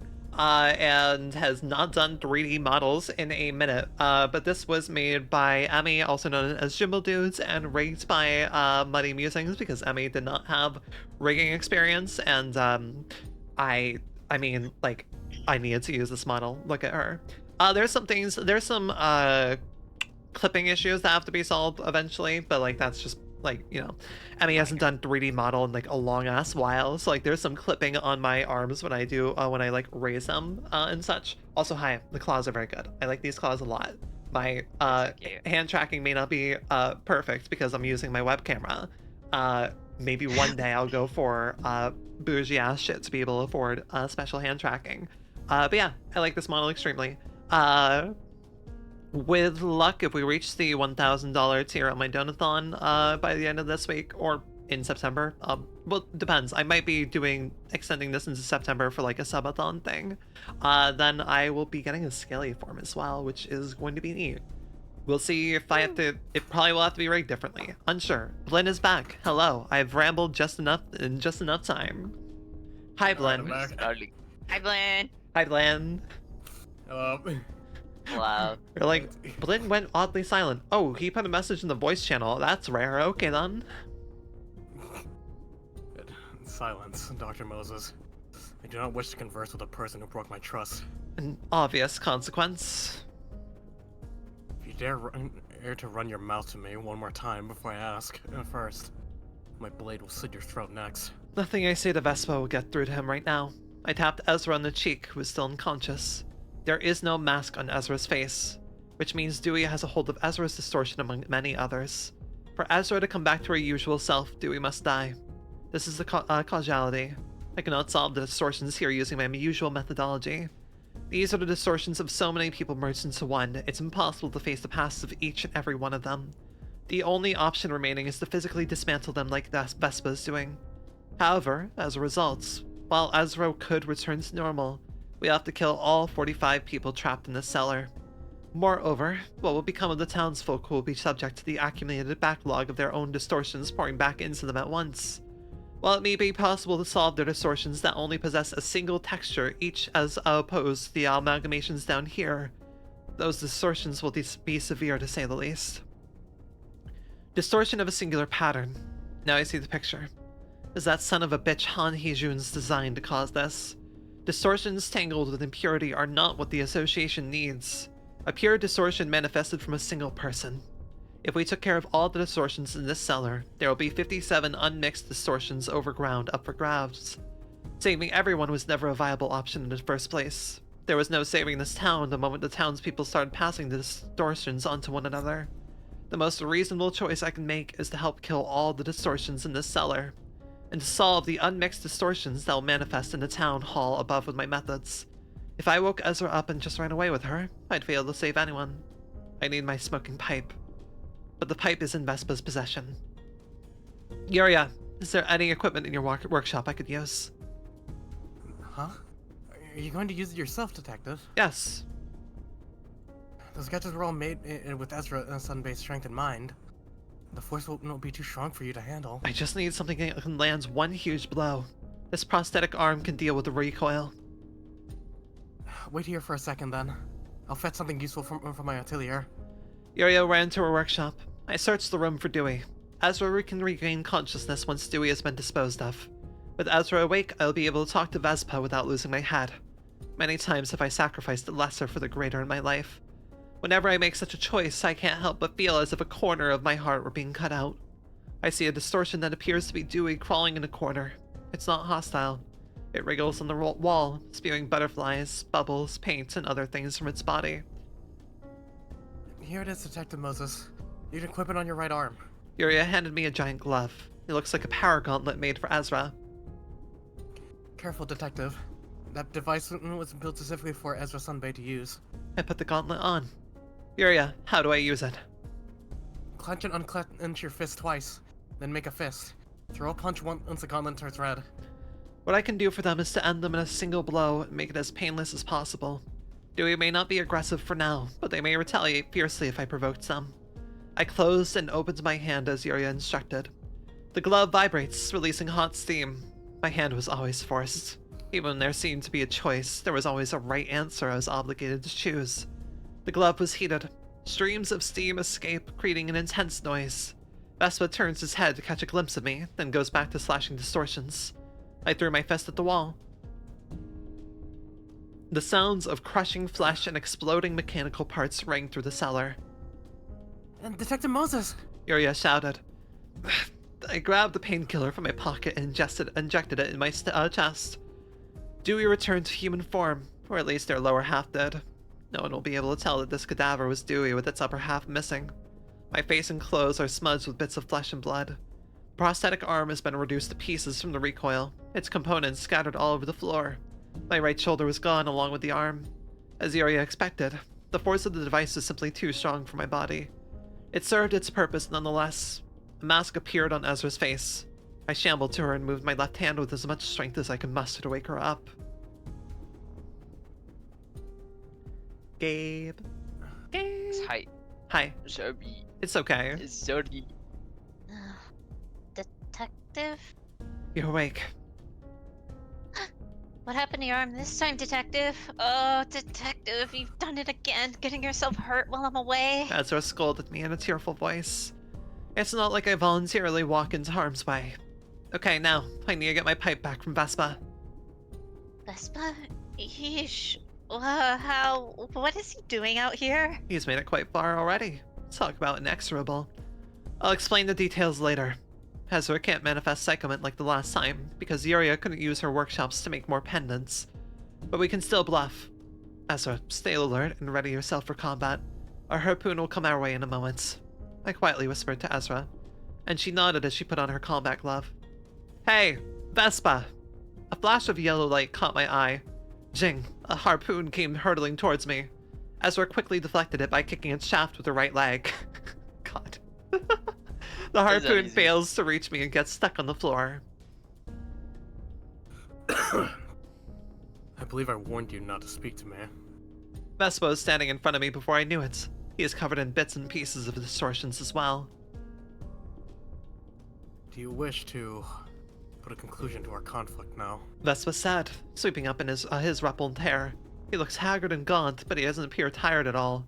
His eyes still gleam with energy. Think you can handle us in that condition? Shaking dust off her hands, Ezra boasted. And don't be mistaken. I'm not offering you a deal this time. This is a threat. I looked into Vespa's eyes.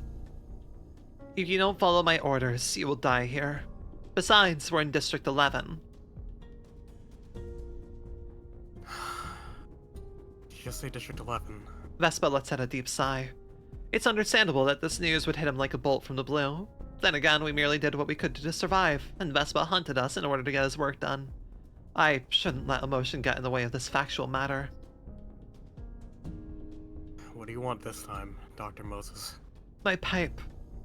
Vespa took the pipe out of his coat and tossed it to me. I caught it with my left hand. And my right arm? I ate it. After all, I had to survive by any means. Yeah. So about how Vespa's been doing in there. Well, I mean, not like you could eat teddy bears. Right, which district is District 11 again? That is... A, B, C, D, E, F, G, H, I, J, K? Oh, we're in K-Corp. We're in K-Corp? Yeah, we're in K-Corp. Oh, fuck. What's K-Corp? Was K-Corp mentioned in the book, in the Library of Ruina books again? I forgot. I think Oh. so. I think they're mentioned briefly, but I don't think K. there's anyone major. I don't believe K is the one with the locking singularity. I don't believe. That's Right? J. That's That's J. That's J. J. Okay. She N. has something else. N, We'll know later. N is the monitor. That's District 14, right? That has the whole monitoring thing, right? Like They're monitoring taboo. yeah, they're monitoring taboo. Okay, so K Corp Yeah, hasn't been and- mentioned yet. I don't think then. Nope. You do have a kind of a glimpse as to what K-Corp singularity is. Gotcha, okay. In that instance, Ezra charged at Vespa with incredible speed. Ezra struck Vespa in the right cheek with her fist. Vespa instantaneously retaliated by striking his left knee into her chest. The two got into a melee, unfazed by each other's blow. What a doggish mess. Oh my god. Calls her a doggy. Calls him a doggy. Go ahead, Glenn. It's like the fight between a golden retriever and a Doberman. Yuria put my thoughts into words. Ezra, that's enough. I've lost my right shoulder. Even if I got my arm back, it would no longer be possible to attach it to my body. And I'm not a purist when it comes to body parts either. Ezra took a quick step back and stood in front of me. Vespa, you said you saw the footage, right? I have. Vespa replied, spitting a bloody sputum onto the ground. I'm assuming that's a sort of teeth? Sputum is mucus. Understood. Oh, yeah, no. The beings here are much as the same creature in that video you saw, in essence. People with a know how call them distortions. These are not ordinary distortions, however. They were artificially created, and are in fact distortions of multiple people mixed together. It would be easier to understand if you view them as something similar to the infamous pianist. They're not similar to the monsters in the outskirts anyway. You could say that. Point is, simple physical force may not be enough to deal with some of them. There's no guarantee that their attacks will be physical either. Didn't you feel it as you progressed farther in? How should we terminate them then? Kill them with fire? No, you'll need the powers of my smoking pipe. Yuria, I could use a twining ribbon. Yes, Detective Moses. Yuria went into her workshop. Dr. Moses, what is the purpose of taking up such an occupation? To learn about the distortion. Are you saying that you acted out in simple curiosity? You're rather selfish. Thanks to you, I have lost quite a few things. I won't deny it. I'm a selfish person, as you said. I only act for the sake of self-satisfaction. You should know that neither of us are following some noble cause to begin with. You aren't seeking sympathy from me, are you? Vespa glared at me and put on a faint smile. You're right about that. We were simply doing our jobs. And immediately swap voices. Detective Moses, here it is. I worked as fast as I could to make it. Yuria shook my leg to grab my attention and handed an orange ribbon to me. Ezra, tie this ribbon to my pipe for me. Got it. I held the smoking pipe adorned with the orange ribbon in my hands. I missed the sensation. I blew a white breath into the pipe. The white smoke shrouds Vespa and Ezra, as well as permeating into his yellow wando and her gloves. What is this now? It'll protect you from psychological damage some distortions will inflict. The attacks you perform will leave more than just a physical impact. Oh my gosh, hello Pixie. Welcome in, darling. Hello, Raiders. My name is Rinienna. You're looking like Bessie by Dragon VTuber and Brian Queen Supreme. You fucker! Sorry. I love it when my mods fight over each other on who can shout out first. Hello, Pixie. How are you doing, baby? You're playing Stray Gods. Ah, hell yeah, Stray Gods. Neat. Welcome in, Face Sprouts. Welcome in. Hi. Hope y'all are doing well. I am currently celebrating my birthday week with words. Hi. I'm on my sleepy in between of the donathon currently. It was my birthday last week. I debuted a new model. I'm in low poly times now. Hi. And I also hit 1K. And also like affiliate anniversary. A lot of things happen at once. Hi. We are currently in the midst of reading Distortion Detective, one of the works for the Project Moon universe. It is a lot of content warnings. There's a lot of content warnings. There are a lot of graphic descriptions of violence and mutilation and a lot of things going on. If that does not sound like your cup of tea, I understand. Please do not worry if you have to raid and dash and take care of yourselves. Otherwise, feel free to lurk in while we be reading things. This is essentially a fic about a war crime woman who I don't know why she's known as war crime woman yet, but You'll know. I'll know. You'll know. Eventually. I'll know eventually. But thank you so much, Pixie, for raiding by. Please have a lovely night. I know that you usually need to raid and dash, but everyone else, feel free to lurk in. What's up, Lynn? Fun. Well, you first, because I have to tell you something very important afterwards. I forgot what I was going to say. Okay. I would like you to know, Blinn, that you, by fucking me bad dashing first to try to get that first one, I may have broken the clip for, like, my headphones. There's, like, a little audio bit that I can, like, clip onto, like, something or whatever, and I fucking broke it! Really? While trying to dash for it because I'm such a competitive asshole about this. Fuck. Do you love it, Rin? Do you love the workplace environment you're cultivating for your mods? Fuck. My BB fuck. I don't feel bad. I don't care about this part of my headphones.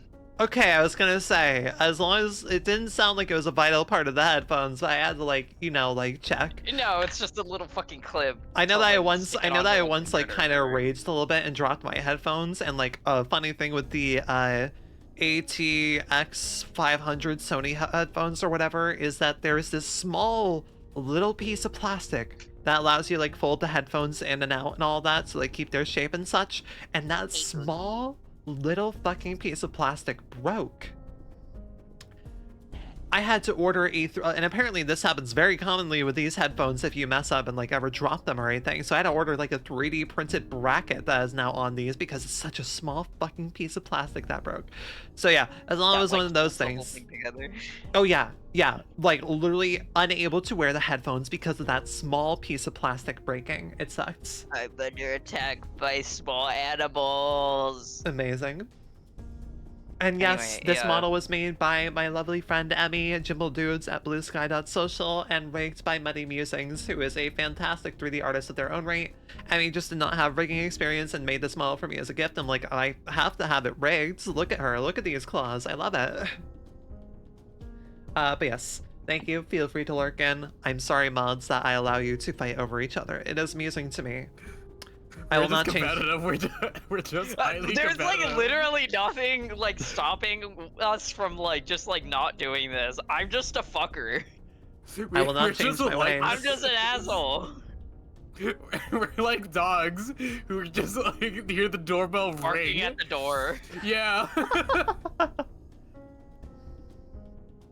Barking at the door and then barking at each other. Anyway, on the subject of Dougie. It'll protect you from psychological damage summon distortions inflict, and the attacks you perform will leave more than just a physical impact.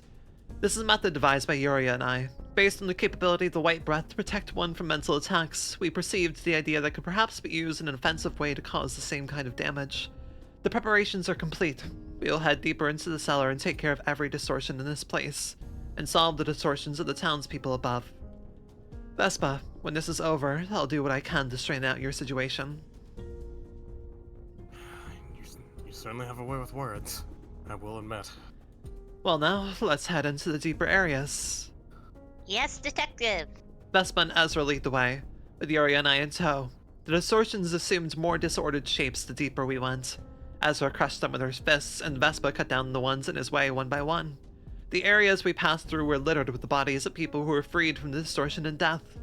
I placed my hand on my forehead. I still haven't grown indifferent to the weight of actions like this.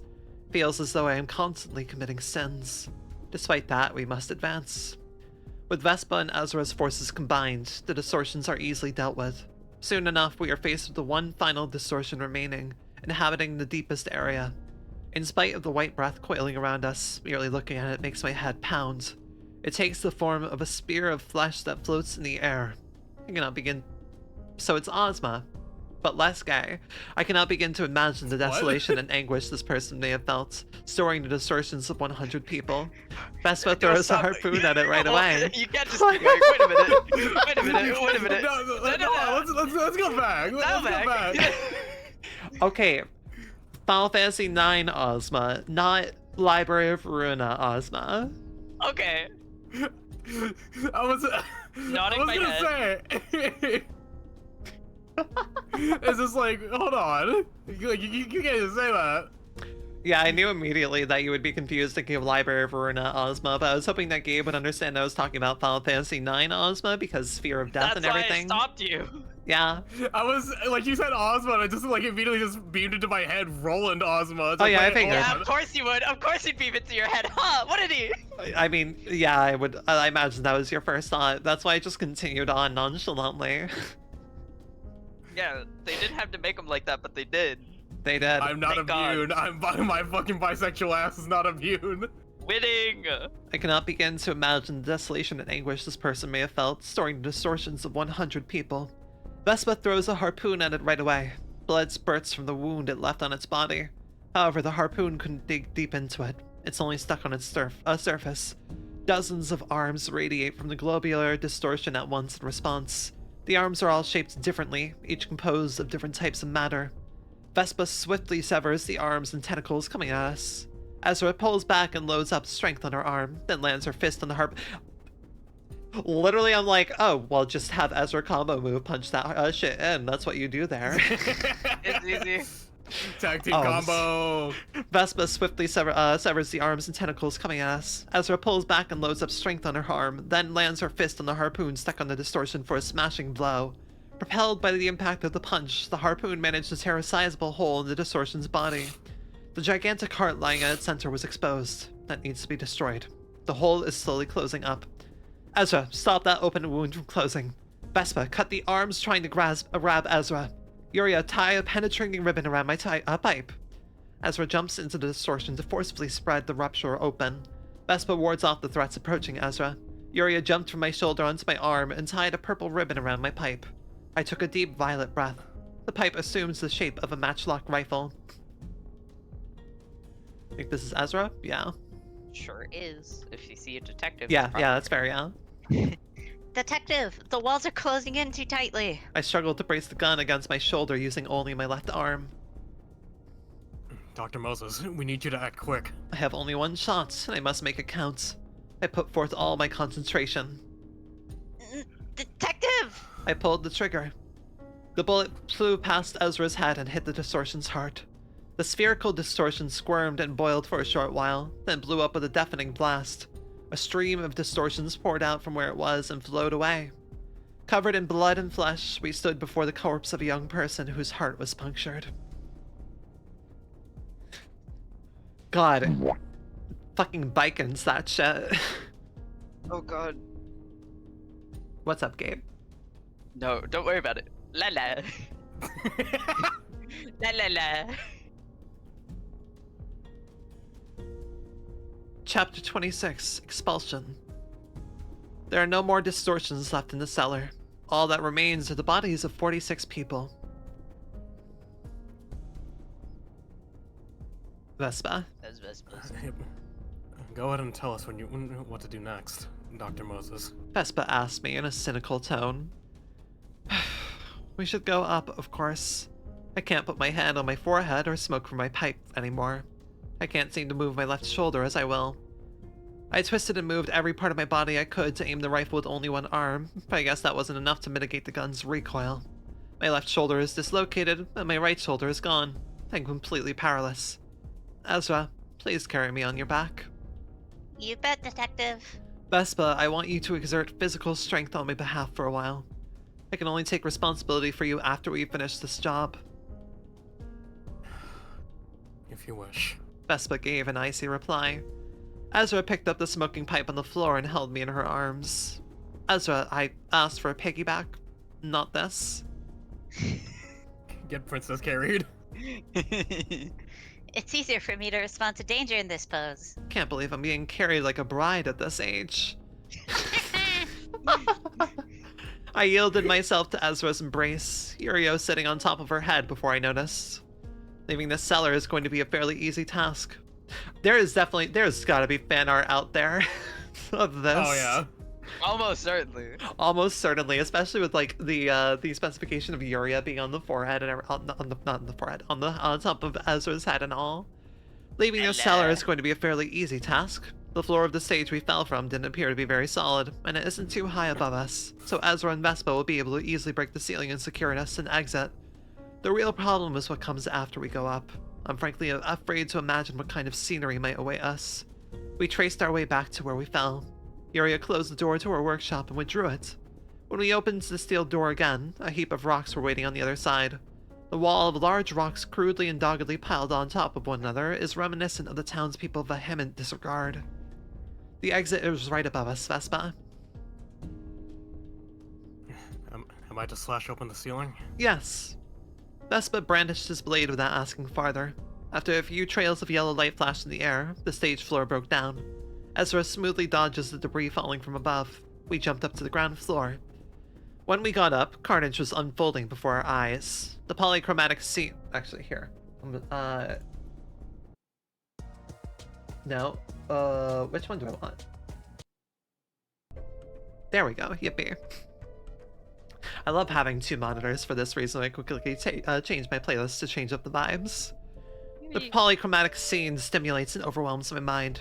A hellish landscape we can do nothing to fix.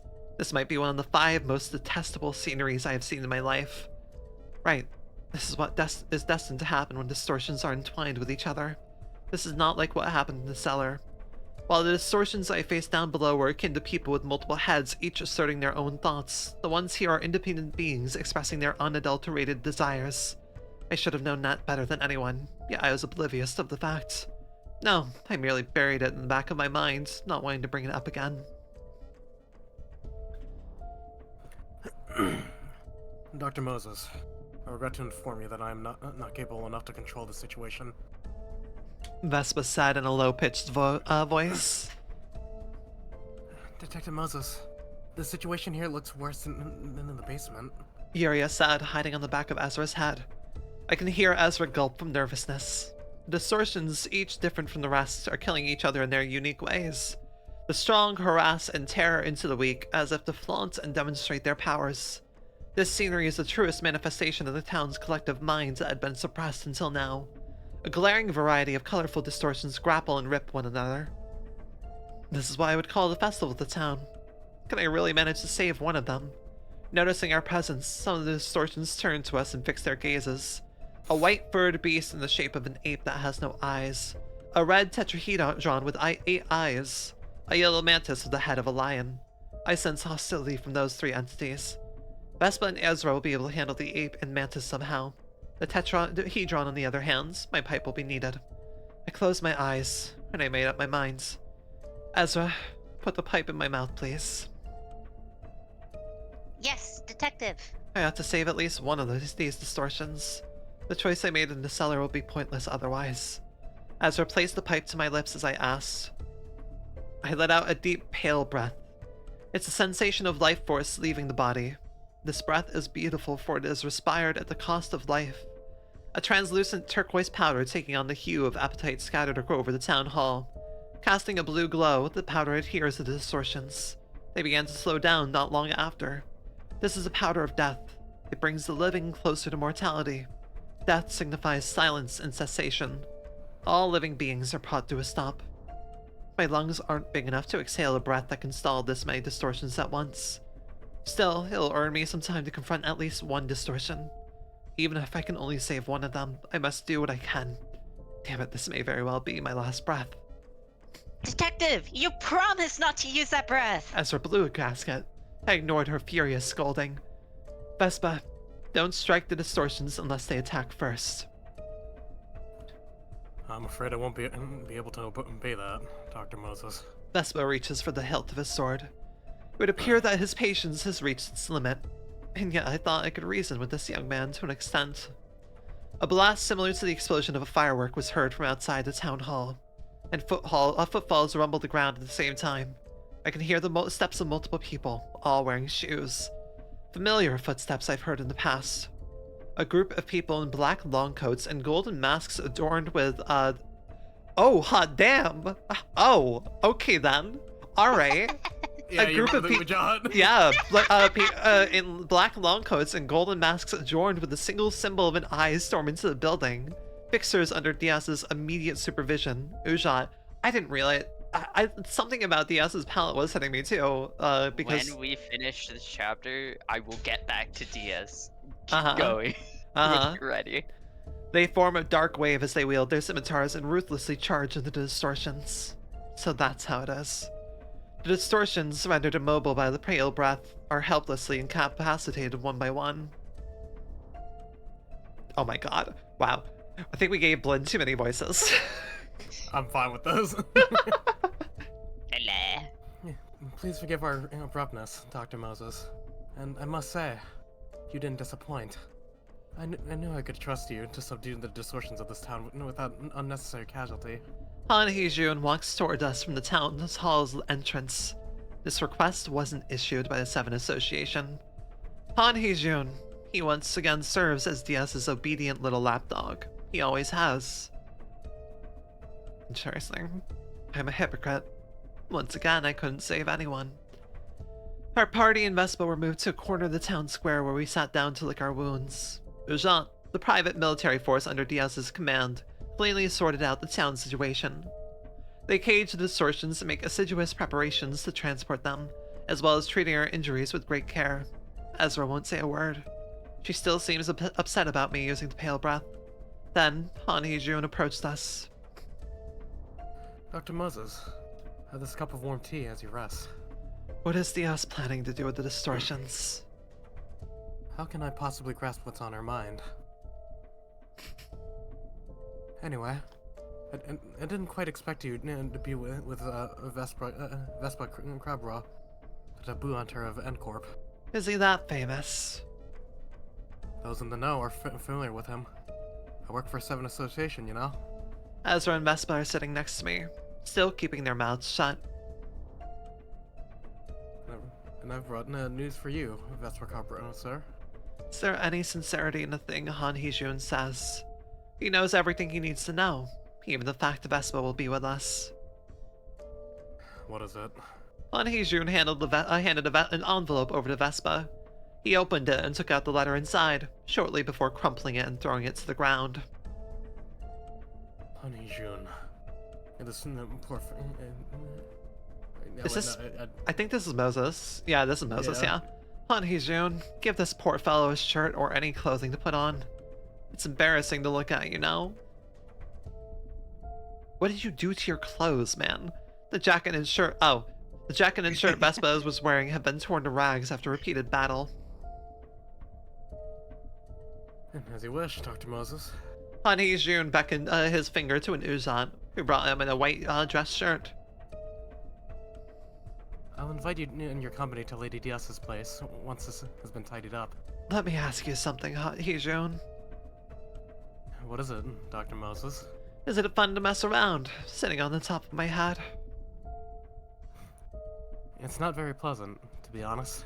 After saying goodbye, Han left us and walked off to the site of apprehension for the distortions. I hear that you can see the distortion from people. Looking at me, Vespa asked. Yes, I answered, smoking a cigarette with my pouched up left hand. Then tell me, Dr. Moses, what do you see from me right now? I see the tattered wings of a bee from on your back. Vespa has been expelled from N-Corp. Fired! They fired his ass! Get fired, idiot! Oh my god, I now see the charm oh my god. Guy who's unemployed! Bum!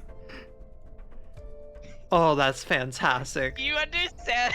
I understand. I think Vespa's so funny. I understand Guy now. who is like so cool and such a threat, and then he loses his job. He loses his job. His hair. He's so. Look at him.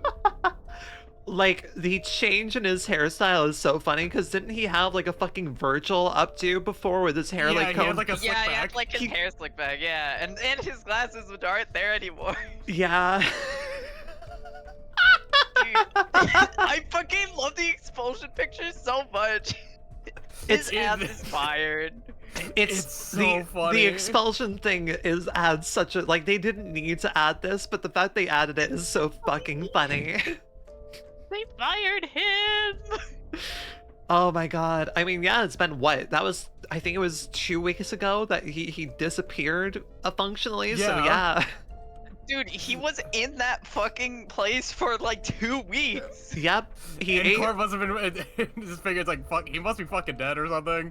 He Fuck probably it. died badly. Oh well, fires him. If he's not dead, then he may as well be fired. That is so. Hey, you didn't complete your job. Fuck you. Unemployed ass. That is so fucking funny. I love this picture. Okay. Right, Diaz. Unemployed aside, Diaz. Diaz, his name is short for Osmandius, which is also the name for King Ramses II, who's supposed to be, theoretically, the pharaoh the pharaoh from the Book of Exodus. You know, the one Moses is from. Yeah. Nodding. Anyway. Now you know why DS is called DS. Yeah, I should have seen the Ujat design here. I should have seen the the Ujat similarity here. It's so subtle. Like you can tell if you like pay attention to the staff because you look at the head. Yeah, of it, the it's staff like, the staff is very right much a giveaway that I didn't notice. But if you're just like looking at the fate like blank, it's like so subtle. It's very like, subtle, yeah. But then you look at the Ujat, it's just like fuck. Anyway, give it up for unemployed ass fucking Vespa. Lol, so idiot lost his job. Fucking funny. Get fucked, idiot, Lamau. It's so goddamn fucking funny. Do you know that's? I love Vespa so much. He's so fucking funny. It's so fucking funny. This Turbo art. threat gets fired. It's so fucking funny. I love him. He's great. He hits the great things about him. He almost is a Virgil type character. Almost. He's missing obviously like the ego, but he has the other things, which is just overall composure until you get his hair wet and moppy, and it's like, oh, he's just a sad This is like dog. This is like a wet cat you found in a cardboard box. Oh, it's fantastic. It's amazing. I love it. Guy like who's hit looking rock at- bottom has managed to dig deeper. Anyway, continue. It's like looking at Dante and Virgil right next to each other. Yeah, no, exactly. I'm like, that was the thing I made immediately. I'm like, his hair was literally up, and now it's exactly Dante type style. I'm fucking thinking of the one cutscene of DMC 3. Fucking, why isn't this working? There's something missing. Must more blood be shed? Adi Shamkar, I hope that you step on a Lego for every day of your life for somehow misunderstanding the simplicity that is Virgil. I'm going to cry. He's working on another thing that Oh, I care about so fucking much. Did you see that they announced they teased season 2 of Devil May Cry, and I kid you not, Yes. that fucking asshole, the line comes up and it's like, from the visionary mind of Adi Shankar. I'm like, Visionary. I've seen 2 teasers this past week that have had something of like, from the visionary mind of this person. Like, that's a red flag for me at this point. I'm sorry if you're teasing to me at all that like some creator or whatever is called the visionary minds. Yeah, no, I only want to be seeing that shit if it's like reviewers talking about it or whatever. I miss me with it if it's being used in a trailer or something. Like, oh my god. Unless you are fucking Hideki Kamiya and you have a reputation for doing that bullshit, like Hideo Kojima can also get away from it. But if you are fucking just stuffing your pants full of ego like Adi Shankar, I'm like, go respectfully lay in a bed of hot coals for an hour. Also, It like, pisses me play Devil off. May Cry 3 because you clearly did not play it because you misunderstood. Part You of must Virgil. play on Dante Must Die. Fuck you. Part of Virgil's appeal is that he's a fucking dweeb. He's a dweeb. He's a dork, and it's funny. Why isn't this working? Is there something I'm missing? Like there's that, and then like the end cutscene of DNC 3. I'll just fucking give that to me. No way. You got your own. I want I yours want too. yours too. See, the part you see, unfortunately, you gotta get silly with it. You gotta get silly with it if you're doing DMC. You gotta get silly with it, and the silly with it does It's- not include making Mary swear. Also, making it's Mary why- go by Just Mary. engage with the source material. Yeah. I beg you. It's why I'm Don't so wanna be an fearful of what American else he's idiot. working on. I mean, he's fucking working on a common writer fucking thing, and I'm so fearful. I mean, don't. It's going to be shit. Just don't watch it. It's why I gave him a certain moniker that me and my coworker refer to him as from now on. I call him the Ruiner of the West. I'm in the East. Like Castlevania, I understand the Castlevania fans were upset, but at least Castlevania. Stop everything. Castlevania is Continue. watchable overall, right? I feel like It's still watchable. Like, yeah, as long as you're, like, disconnected. compared to the other fucking adaptations that have come after that, like Tomb Raider, absolute fucking shit. Devil May Cry, I like even if you're not a fan of Devil May Cry and know nothing about it, that's not a good show. Half of it is literally just the raid. Half of it is literally just a fucking a rip off of the raid, and it's like so bad. The only salvageable things was the voice actors from that. Yeah, but they showed a bit of Virgil in the teaser. I'm like, that's not a Virgil voice. Like, come on. I'm pretty sure, if I remember correctly, he's voiced by Robbie Damon, and I like Robbie Damon as a voice actor. I don't see him as the Virgil. Well, the problem is, it's not hard to do a Virgil voice. You just it's not. You just need ego. Like, I don't think it's Robbie Damon's fault. I think it's purely voice direction. Voice direction. But, Yeah. all right, let's lock the fuck back in. Okay. Can we go back to making fun of Vespa for being unemployed? Chapter 27, The Mansion. Mom doesn't have a job. Look at this loser. We're in Ha Hee-jun's car, driving down the road. Ujot's vehicles follow us, loaded with the distortions they've captured. The atmosphere in the car is comparable to that of a funeral. No one dares to speak first. Only Ezra is being fidgety, struggling to withstand this mood. She's not one to break the silence, though. Where are we heading? It was Vespa. He opened his mouth and spoke in a raspy voice. This is Han Yi-jun? You have been invited. You'll be able to give your tired and injured bodies as much needed rest there. Han Yi-jun answered. We're headed to Diaz's place, I bet. This is awful. I can already picture what will happen once we arrive in my head. Right now, I have no choice but to play into her hands. Not me. Immediately, just like... Moses' first mental image is just her and Diaz making out sloppy style. She's like, God damn it, I can already picture... Toxic Yuri, Blinn. Toxic Yuri. God damn it. No, that's being visualized in my fucking head now, because I know, like, the image you're talking about of the fucking sloppy. It's just the way that that line is delivered, where it's like, we're headed to her place, I bet. This is awful. I can already picture what will happen once we arrive in my head, and like... There's no non-gay way to read that sentence in my mind. God. Right now, I have no choice but to play into her hands. So, have we passed her little test? Yes. My personal impression is that your way of handling matters and the results it produces are excellent as I thought, Dr. Moses. I'm certain my lady will think likewise. Sure, she will. Us having to quickly just breeze over Milady. Driving along curvy roads, we arrived at a mansion lit with fanciful lights. A backstreet's inhabitant couldn't ever dream to earn a tiny room in a house like this, even if they worked their tail off for their entire life. To add insult to injury, this isn't a house where Diaz permanently resides. It's a vacation home, a place as significant to her as a pair of shoes, stored in the corner of a closet that may or may not be worn someday.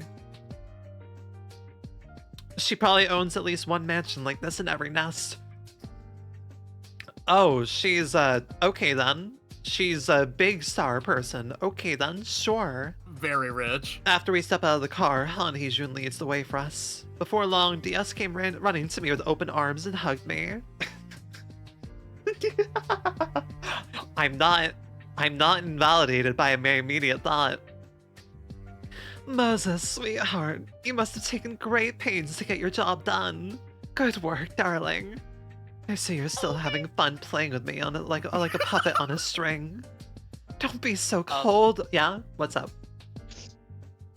I thought I was voicing DS. Did you voice Diaz? I forgot. Yes. Did you voice I Diaz? did take this from me. I did take this from Did you take this from me? I completely forgot. Oh yeah, sure, go ahead then. I mean, if you want to. Like, I'm not gonna stop you. You've already taken so many female characters, Gabe. Like, we have to give you more male characters. It's fine. Like, Okay, it's not like go- an issue. Go ahead. I completely forgot.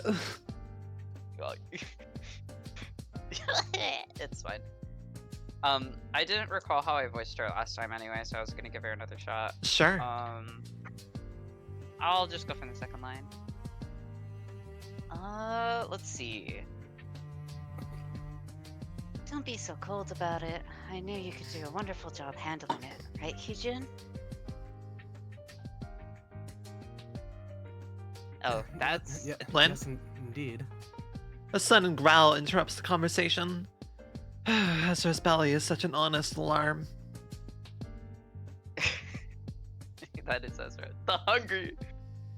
Sorry. Oh, Ezra, I knew you were starving, you poor baby girl. I prepared a ton of rare dishes for you. Come on, let's eat together. There was a very strong urge just to put the boom on. Can this sassy boy clad in yellow dine as well? I asked, pointing at Vespa. This sassy boy in yellow. Who is this sassy last child? Who's this lost bee hanging around you, Moses? DS answered in a completely apathetic tone. Get this sassy boy clad in yellow. Dude, so fucking funny. I love Vespa. He sucks. No, this He's is so cool until he sucks. Yeah, no, this And is then very it's fucking hilarious. funny. This is very fucking funny immediately. It's so fucking fast. How quickly he goes from like incredibly intimidating to wet animal.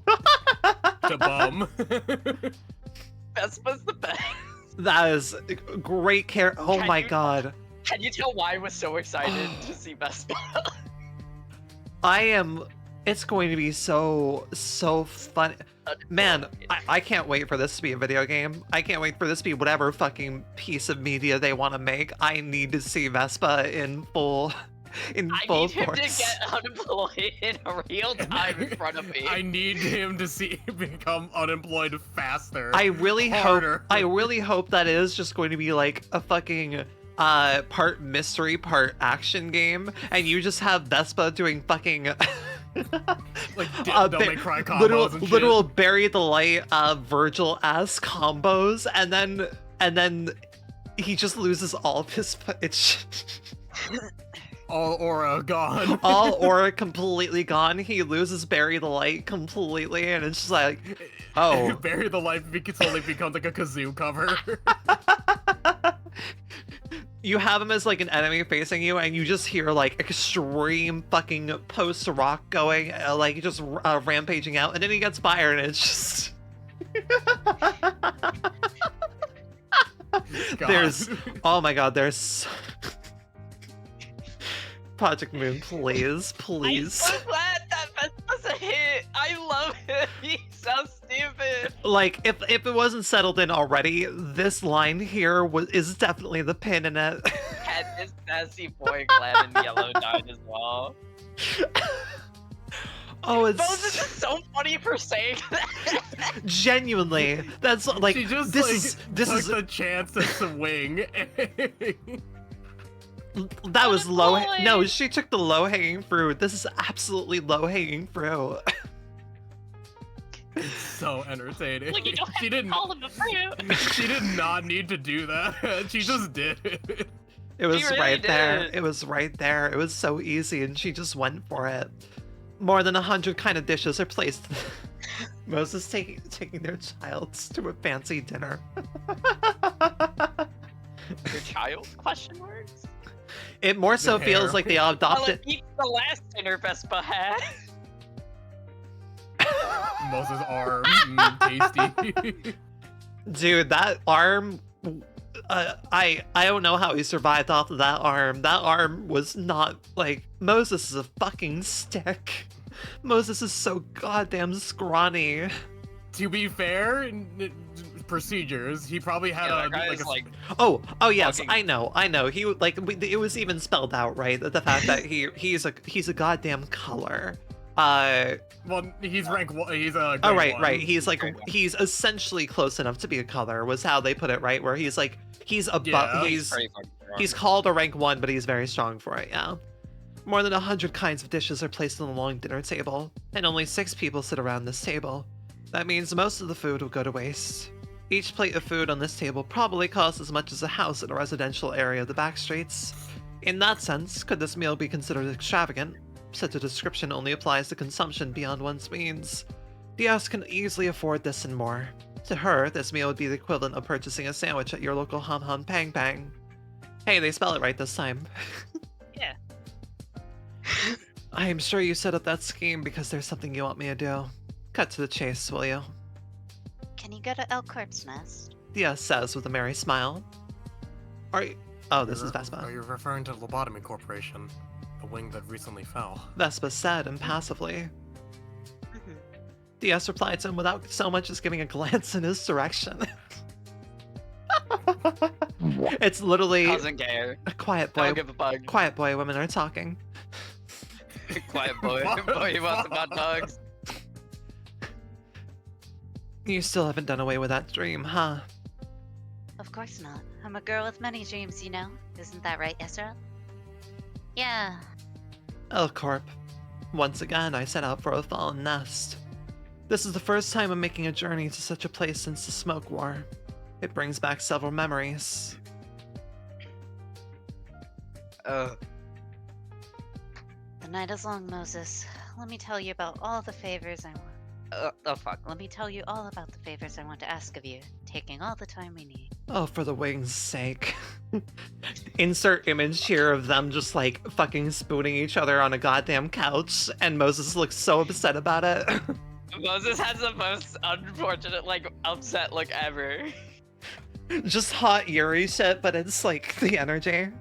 Translation She notes. hates it. No, we are not sneaking Hum Hum Pang Pang product placements into the English text. Mr. Ji-yoon has included them in the original dialogue. I like how they I really clarified. like that they clarified that. They didn't have to. We're not sponsored. We just had to put it in because it's Maybe- actually there. Maybe that's Yeah, why it's they not didn't actually spell it properly the first time that it came up, maybe. Probably. Maybe. I don't know. They're like, okay, maybe that was a mistake. And then it happened again, they're like, It wasn't a mistake this time. it wasn't a mistake this time. First half of this goddamn story so far. Oh damn, this is pretty intense. Ezra's a puppy though. Second half of this story so far, I'm dangling these creatures, shaking them around in their goddamn mason jars. I'm so glad that you guys like them. Distortion Detective. Well, the has- thing is, Project Moon's just really good at writing characters, right? Project Moon just Yes. is great at characterizing. That's Yes, honestly and most of it. Distortion Detective, like, full zones in on just these fucking guys, so you get to see like so much about them, and they're awesome. And people don't read Distortion Detective, so they don't get to see Vespa get unemployed in real time. So there's a timeline that can now take place here, which is since the Distortion Detective is a side thing, we need Angela May Cry to be a thing first, so Project Moon gets action games under their belt. And then second off, 100 Line Last Defense Academy has now paved the way for it being like, oh yeah, no, people are totally down for a visual novel that's crossed with some manner of like, you know, like strategy game and like battles and stuff. People are totally down People for have that. been down for that. People love Fire Emblem. True. And also like well, I wouldn't call like this guy as there's plenty of turn-based games that have lengthy novel parts. Chapter 28, our mission. Are you proposing that I work for you like I used to? I won't ask you to be a ninja. No, I'd like to hire Miss Moses as a distortion detective. The fallen nest of Elcorp has now likely become a battlefield for numerous syndicates and fixers. What can a distortion detective do in the midst of such strife fraught with cold weapons? Aw, Ezra, it's so nice to see you enjoy your meal. Diaz said with a smile in her eyes. Ezra is conscious of Diaz's attention, but she still hastily fills her stomach with the food on the table. What's more astonishing was the speed at which Vespa consumed his share. It almost looks as if he were inhaling food rather than dining like one normally would. Perhaps Is my it prediction. Kirby? He's literally Kirby. Perhaps my prediction was incorrect. Maybe there won't be any food left to go to waste. Leaving the two to their meal, I continued the conversation with Diaz. You brought two high-ranking fixers to the table, both of which just got done with a battle that was fucking exhausting. One of which has only had an arm to eat for the last 2 weeks. I've had nothing but an arm. I am hungry. Moses He's is my their 2 boy. pet Kirby's.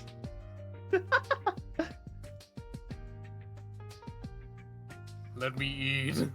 Feed my unemployed ass. Amazing. Diaz said with a smile in her eyes. Oh wait, no. Yep. Leaving the two to their meal, I continued the conversation with Diaz. Diaz, you seem to be interested in capturing distortions alive. That's right. Are you trying to fulfill your dreams by using them? Half right, half wrong. Diaz never lies. She won't tell the full truth either. I need to send an image of Diaz to my friend later. Because so far, this is the exact, like... I kid you not, this is so much the type of character that she would make. Like... the more and more I learn of her, the more I'm just like, this is such a Talia character. My fucking god, this is just a character she would make, like, without question. Of just a sassy goddamn woman who is content to not tell you anything. I'll worry about that later. Diaz never lies. She won't tell the full truth either. That's the kind of fellow she was. She sets a clear limit on how much she is willing to share. Will we find large numbers of distortions to capture in Elcorp's nest? Or is there a particular distortion you're keeping an eye on in that place? Do you have any idea what's going on in Estelle right now, sweetheart?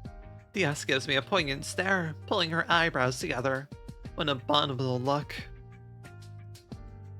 Lady Diaz, may I have the pleasure of explaining this part to her? Han Heejun butts in. Oh my god. Gabe? Fuck, sorry, I read ahead for a second. Okay, I'll leave it to you, Heejun. I'm a total klutz at exposition. Han Heejun looked into my eyes as if to seek my non-verbal agreement before giving the brief. Elcorp's nest is currently under a shroud of fog, and it is of unknown origin. A shroud of fog. Another resemblance to the smoke war. The situation isn't quite like the smoke war. This fog simply hinders any attempts to observe her by obstructing vision, and anyone who enters ends up getting lost. Still, I imagine quite the bloodshed is going on in the nest. And as you would suspect, syndicates and fixers are murdering one another in that place. Because it's a tempting opportunity to make a fortune. You would be correct. Have the fingers stuck into the metaphorical pie as well. The thumb and the index have made a move. The index of all things. That's a bugger. Other thing that I love, thumb, after Library of Ruina, kind of really fucking messed up the thumb. The index, not even a goddamn scratch. Well, I don't fucking care. Lamau XD, more paper please. We took out like some high-ranking members of the thumb in Library of Ruina. The index, meanwhile, we handled like people who were not critical at all because they were all assigned to the side. Blinn, can you read that line as Roland's? Which one? What Hermie just sent? Sure. Let me open up Twitch. Angela, stop trying to smoke 500 cigarettes all at once. That's giving that secondhand smoke to everyone. Smoking is a very useful buff in this game, Roland. It allows me to break through every single boss in the game. Can you at least open a window? Oh, you're fucking hotboxing the whole library. Dude, that's how I go one of the lowest where I was like, fuck yes! Damn, it really is my birthday. Fuck! Man, this edible ain't shit. Where the fuck is? I gotta do straight from you. This shit's called the smoke or you'll be fucking zonked out of your gore.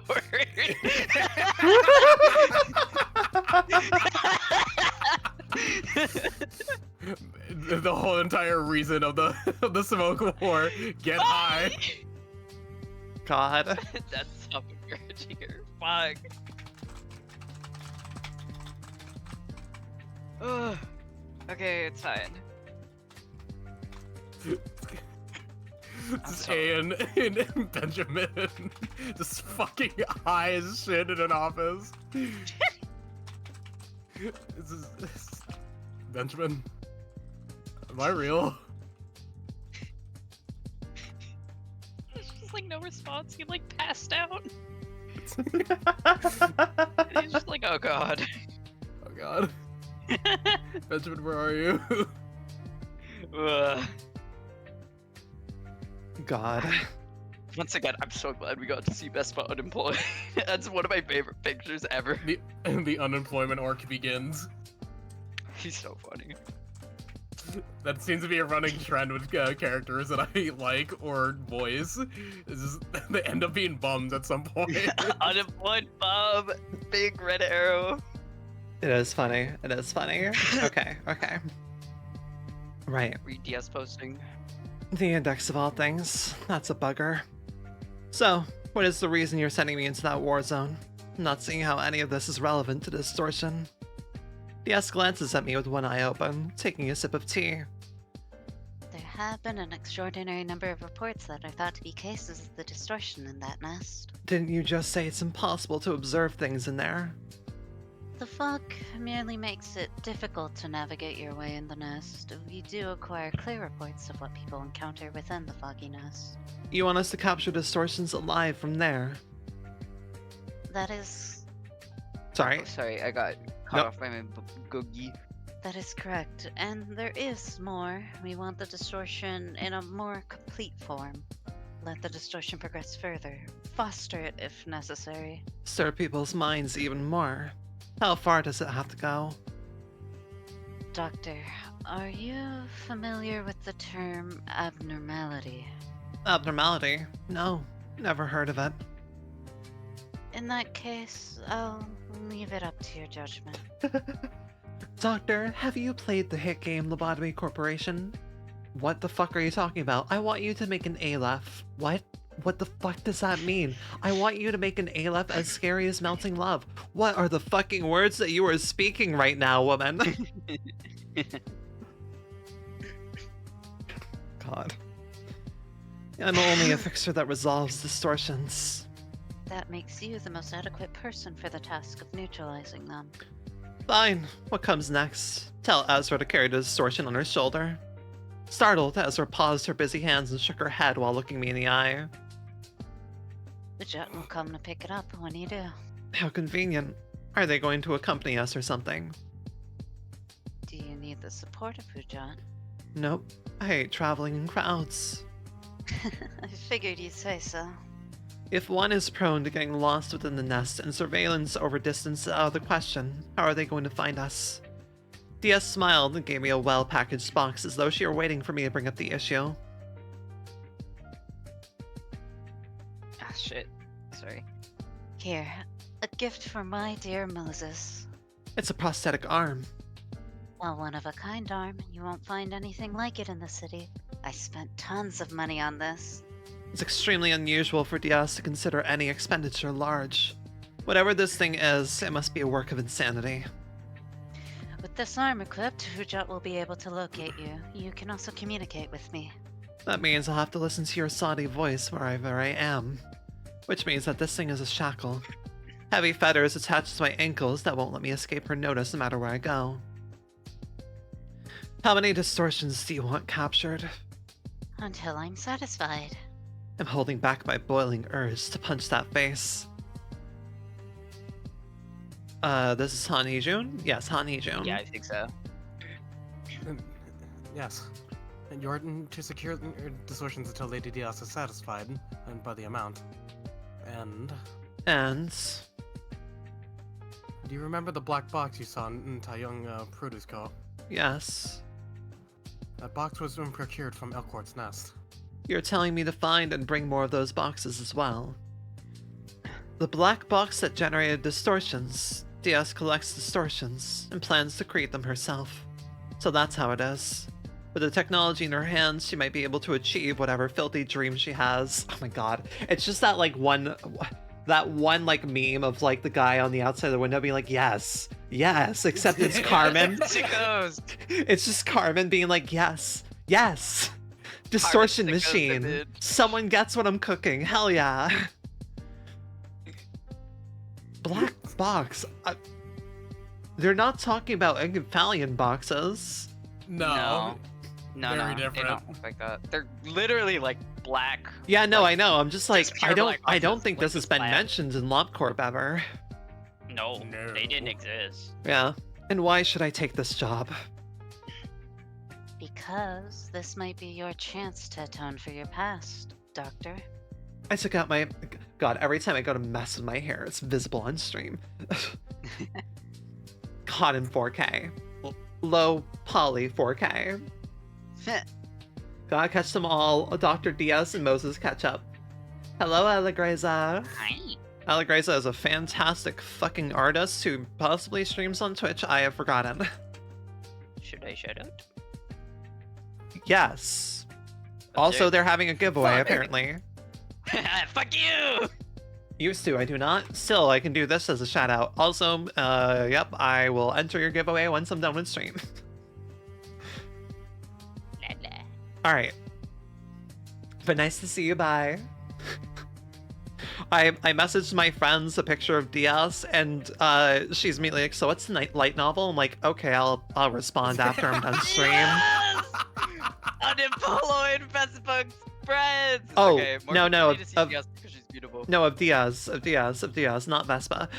Yeah, no, I know. I just need more people to see that unemployed Vespa picture because it's funny. Amazing. I mean, to be honest, I think... also need more people to see Diaz because she's fucking beautiful. To be honest, I and think evil. someone could read Distortion Detective without necessarily knowing Lobotomy Corporate. Like, this is pretty good It'd be- side Yeah. material. It'd be a bit hard to grab onto the jargon, but you could read through it. You would get without, through it Yeah. eventually, yeah. The jargon especially. So caught up with moving a damn school. Well, thank you.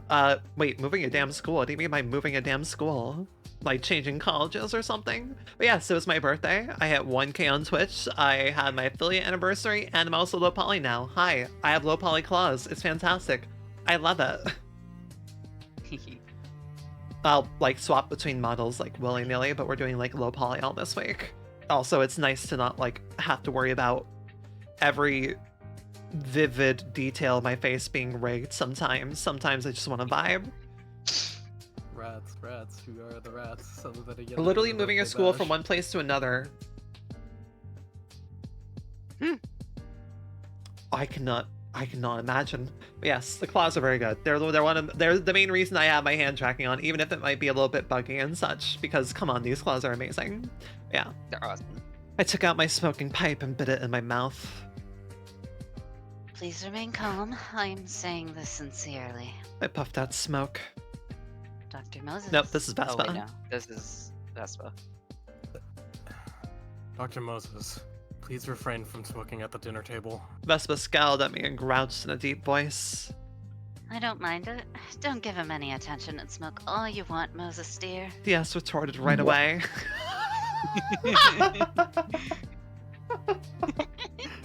I Bum. Really good. That's how it's just gonna react to every time someone just fucking disrespects I imagine the Vespa. camera like having random Vespa and he's making that fucking face.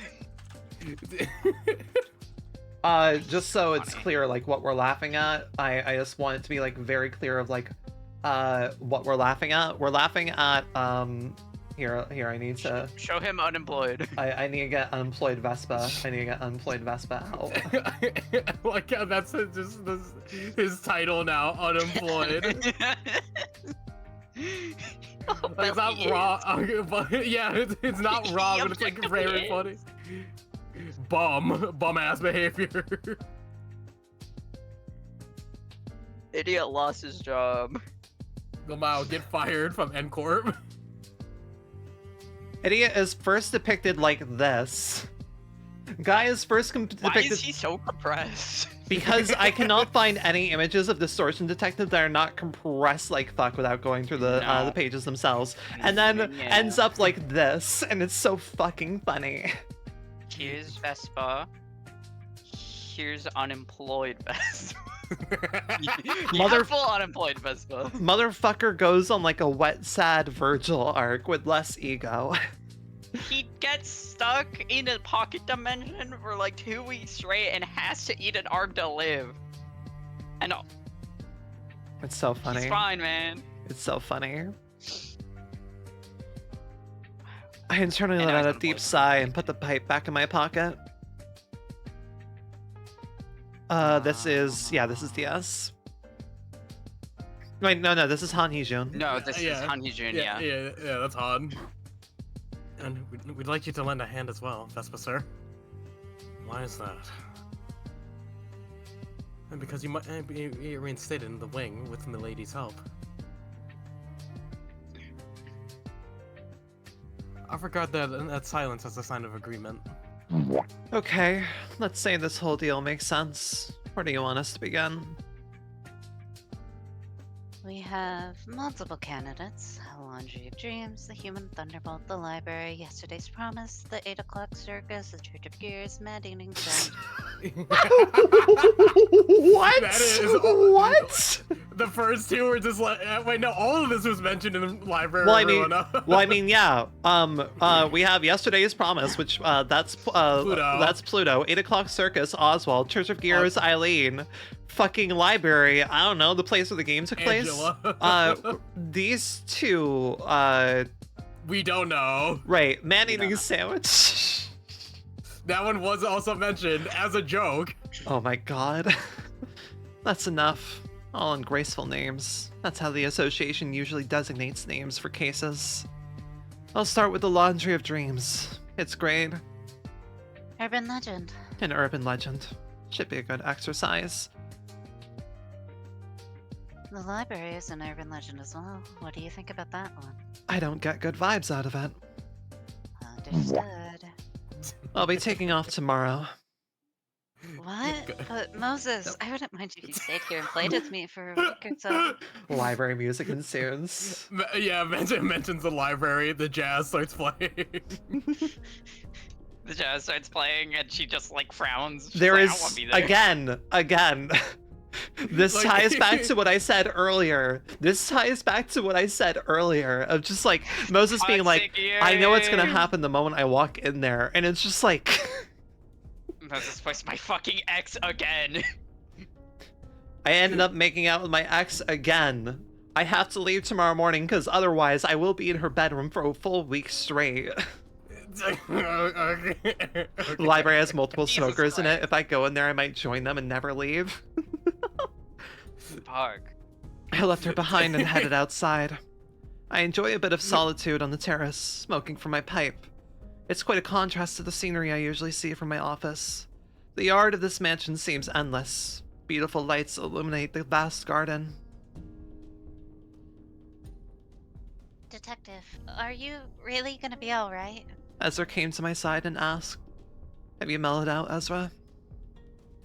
Yeah, I get it. That was the only option you had, but promise not to use that pale breath ever again for real this time. I know what it does. If you use that power, your lifespan gets... Ezra, I know that better than anyone.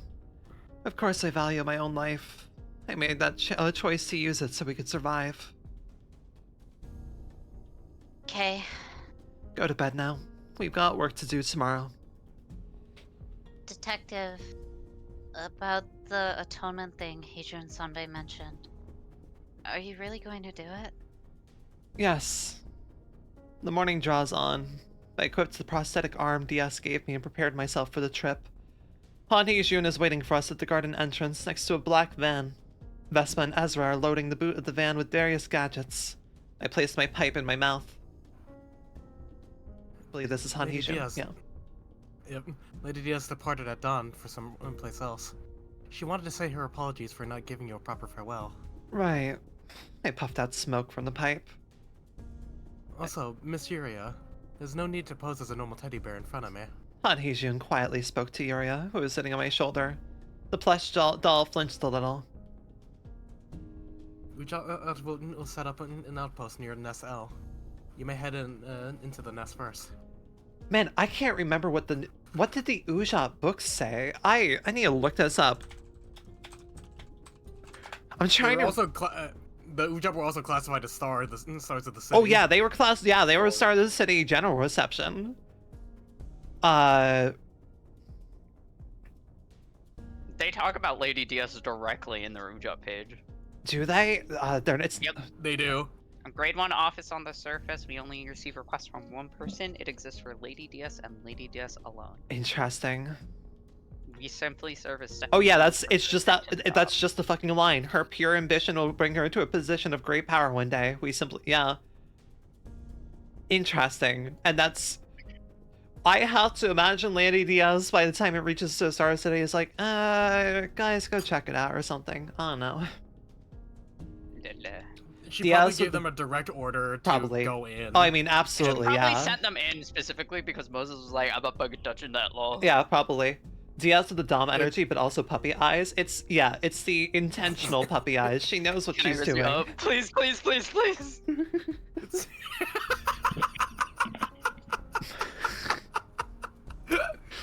And Moses says no every time. Uh-huh. Guess we'll have to go by car with Ezra as our driver. Maybe I should bring sickness pills. This is Vespa. That shit. I'll take the wheel. Vespa showed up from behind and walked towards the driver's seat. Are you a good driver? You won't be disappointed. So understood, Vespa enters his driver arc, literally as I call. Baby driver. I mean, he Employed? Question mark? employed. It's the fucking rekindled thing from Dark Souls. It's just like employed. Yeah. Question mark.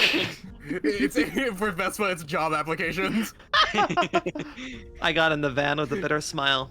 This pitiful young man has become yet another toy in Diaz's hands. This is Doctor? yeah. I will be contacting you later.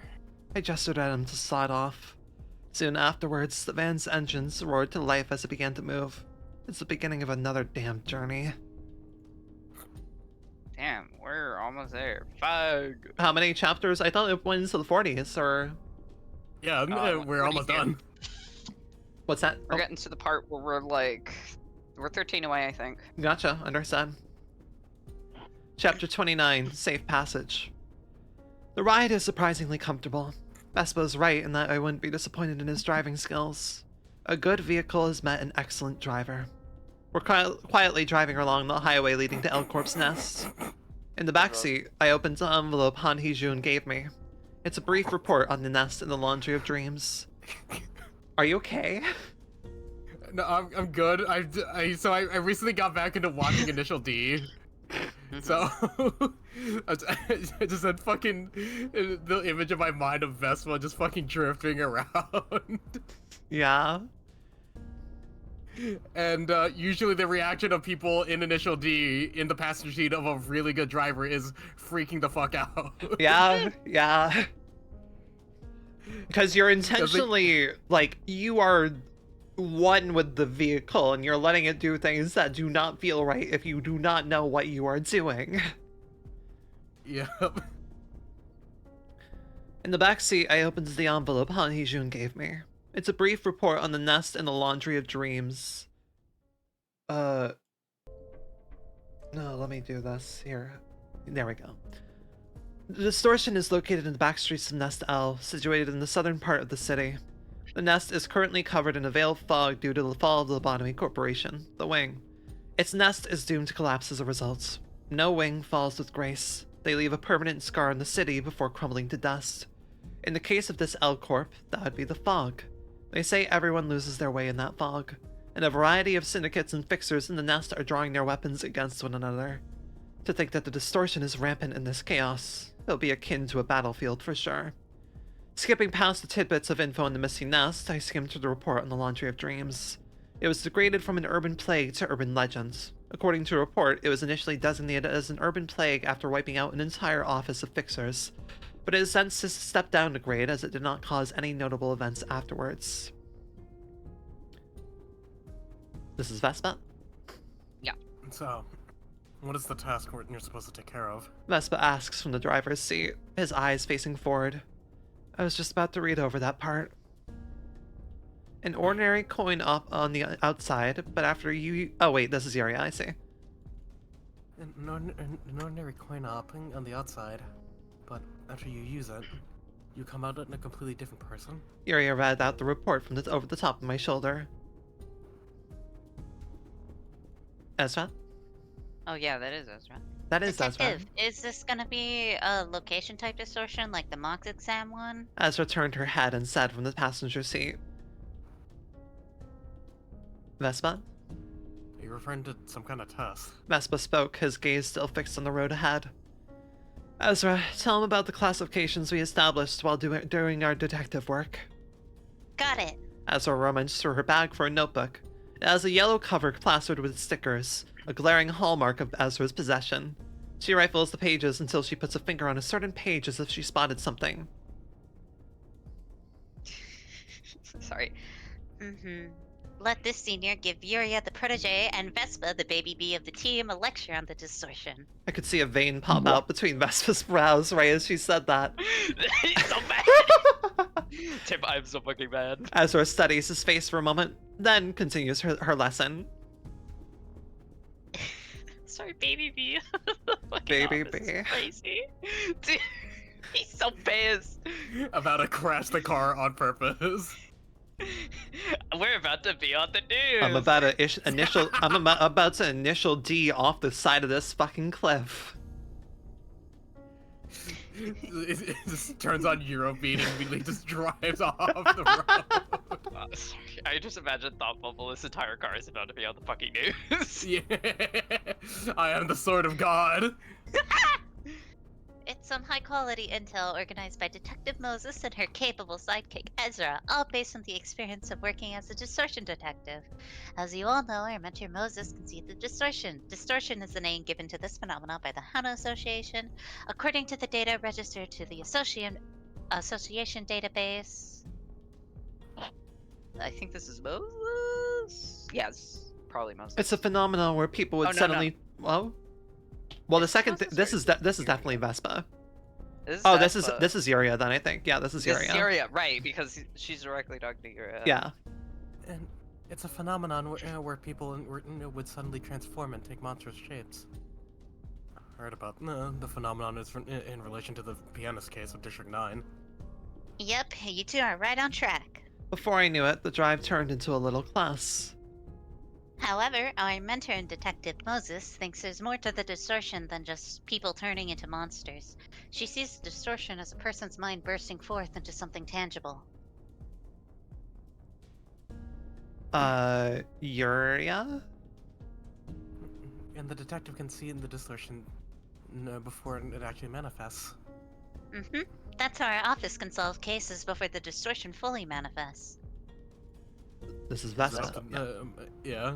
Is it up to Moses to determine whether a case of the distortion has fully manifested? It's Detective Moses, Little Junior Vespa. Vespa pops another vein on his forehead. He's so bad. It's him again. Is it up to Detective Moses to determine the severity? Yep, she's classified different types of distortions and the stages of progression. Every distortion has a cause behind it. From that, we connect the dots to explain that cause is responsible for the person distorting. Next, we give the explanation to the subject in a way that they can accept. If they do, we can resolve the case before the distortion manifests. Can the same be done onto cases of the distortion that already have manifested? Vespa turned his head towards me and asked. To that, I quietly answered, depends on the progress and category. I updated my knowledge on the distortion after the recent series of events. I want you to pay attention to this one, Ezra. Yes, Detective. Ezra turned to a new page and picked up a pen. Until recently, I only categorized distortions by type, but I've included severity in my newest classification system. Incubation period, early stage, middle stage, and terminal stage. This is Yuria? It's like the staging of a disease. Yuria made a snarky remark. She's not wrong, however. To me, the distortion is a disease. Most people's distortions are in the incubation period. As you're all aware, I can see the distortion before it manifests. Thus, I decided to title the earliest stage where distortion becomes visible to me as the incubation period.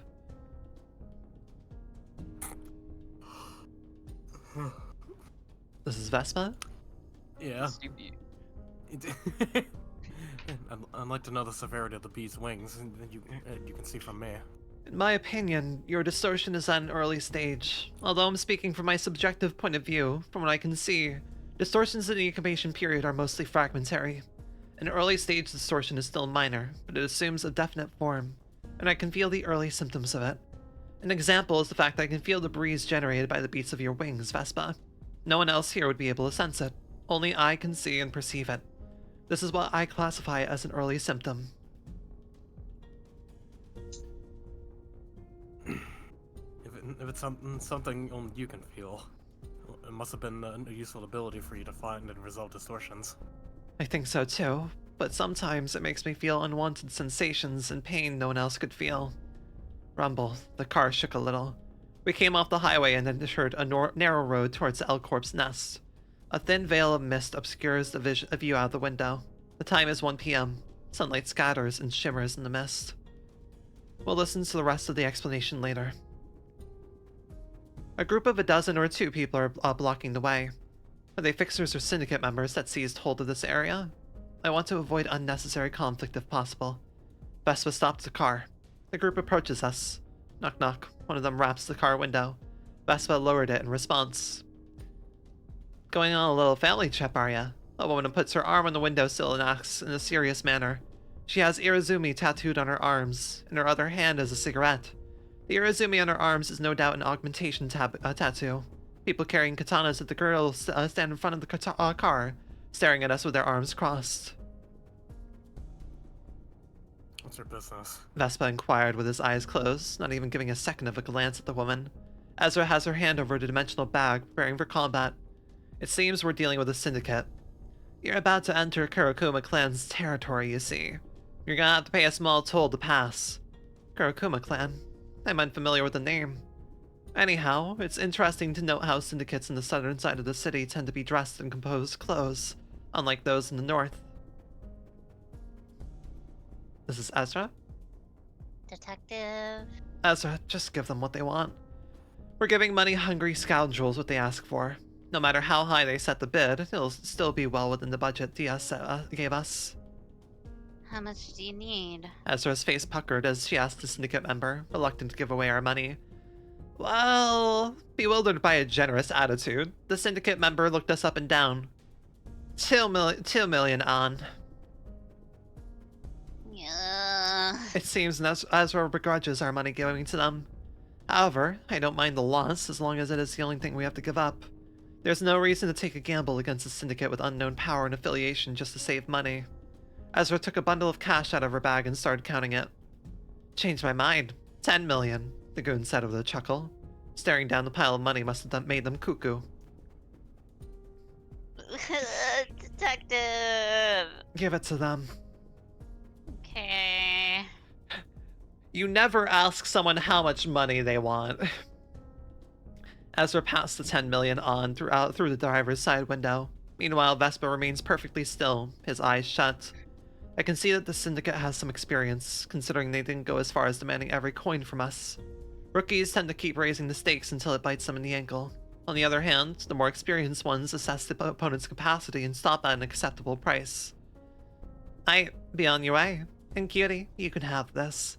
Ezra was handed a black plastic plate. It's a pass. That thing should let you freely get through any area under Kurokuma clan's rule. I'm Yuri, one of the vice captains of the Kurokuma clan. You know, I like you girls. Well, why don't you tell me my name when you drop by a bar for a drink? I'll pay the tab for you. That was resolved smoothly. Have a happy, sappy little family trip. Vice Captain Yuri ground her cigarette on the side mirror of our vehicle. Always ask how much money, their attempt to annoy Diaz. I mean, that's also fair, yes. Her head was gone in the blink of an eye. Oh, for fuck. Vespa! Vespa's fist cleanly removed the vice captain's head from her I want to say, I was trying to be like, I wonder, was there a Yuri in the Kurokuma clan that I fought during? Oh, no, there was not. No. The answer's no. The answer's no. The answer's no. Vespa's Do not fist fuck with the cleanly car. removes the vice captain's head from her body with a single thrust. He calmly steps out of the car and cleans the cigarette ash off the side mirror. The unexpected event left everyone quiet.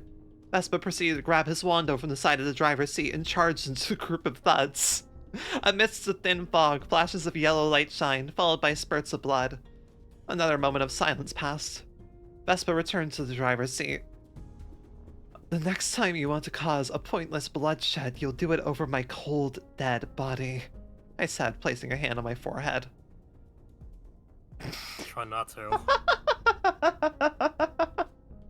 Don't fuck with the car. Vespa grabbed the wheel and started driving.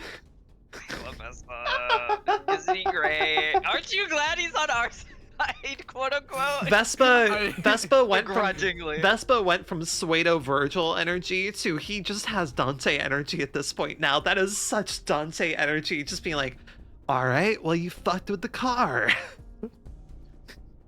He's like a little bit of both. He is a little bit of He's got both, yeah. both. He's a little bit of both. He would never say Dante type shit. He's so funny. Moses desperately holding the leashes of Ezra and Vespa. Do you know that one picture of like someone like tangled up on themselves with like two of those Yeah. fucking baby Yeah. leashes? Yeah. Yeah. Yeah. Yeah. Yeah.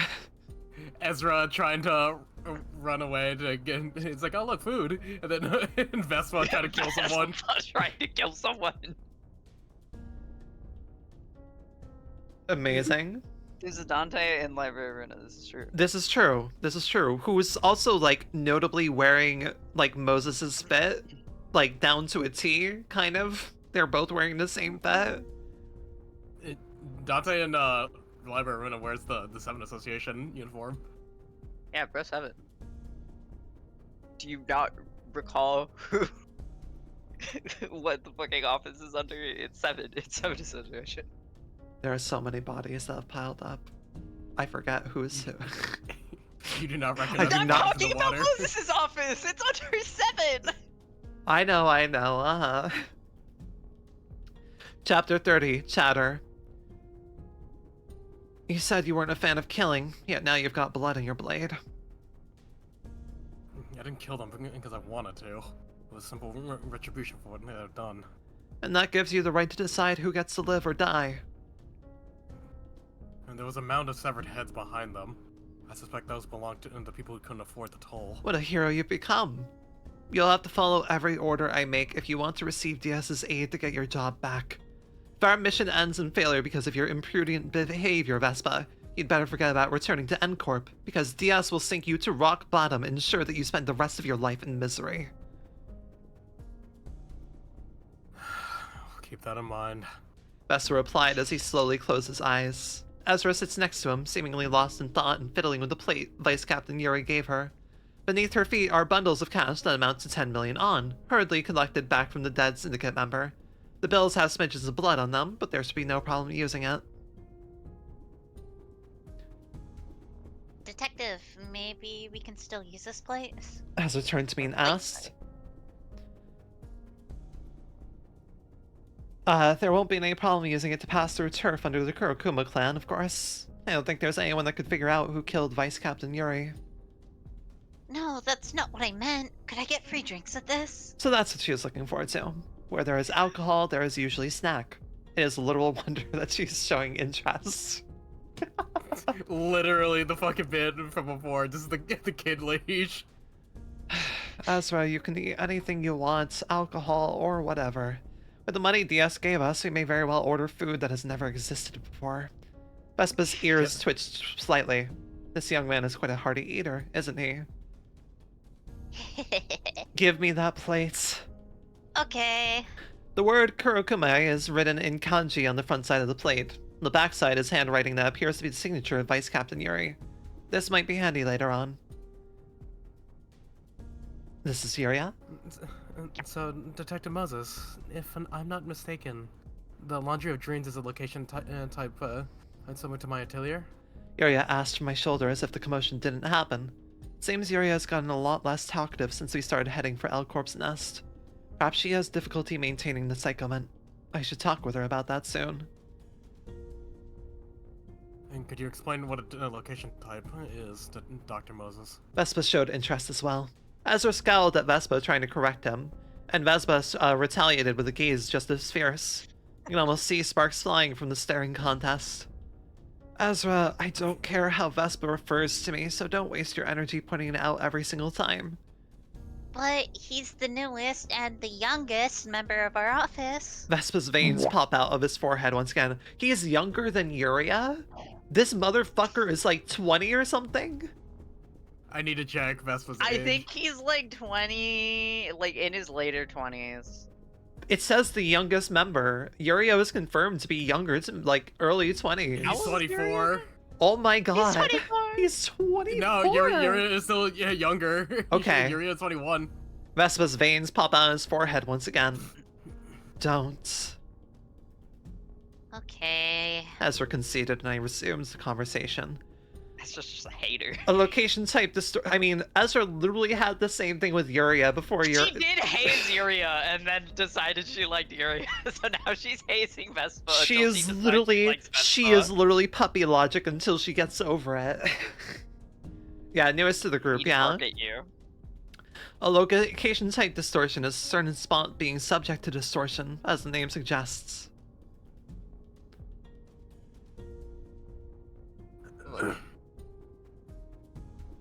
This is Vespa. But you described the distortion as a phenomenon that individual humans manifest. Are you saying that a person can transform into a location? Precisely. In most cases, it takes the form of a place or building that is unable to move on its own. It's akin to a trap to the average person. You should be mindful of the fact that location type distortion is not the same as a distortion encroaching upon its surroundings. The stronger that No, hang this is on. Ezra. No. This is Ezra. Yeah, And this that is is Ezra. The stronger that encroaching distortion is, the more warped the area around it gets. Ezra chipped in. Like she said, the distortion can overflow, and a powerful one can influence its surroundings if left uncontrolled. That was the case with the carp, the most recent case of distortion I solved. It was a child who turned into a giant carp. It would generate a pool of depressive water around it. That's because sadness is most commonly distorted as the form of water. Ezra butted in. Yes, melancholy is like water. Perhaps we can talk about categories for such things at a later date. Anyway, a strong distortion can alter the area around it and become a host to subordinate entities. It's easy to confuse it for a location-type distortion. This is Vespa. You can publish an encyclopedia of distortions with all that knowledge. Vespa made a sarcastic yet harmless remark. A book. That's funny. I'd be surprised if there's any library that's willing to collect a book like that. Hey, there's a funny library that you're heading to. About that. It zooms in really close. Just the guys in the library just zooming in.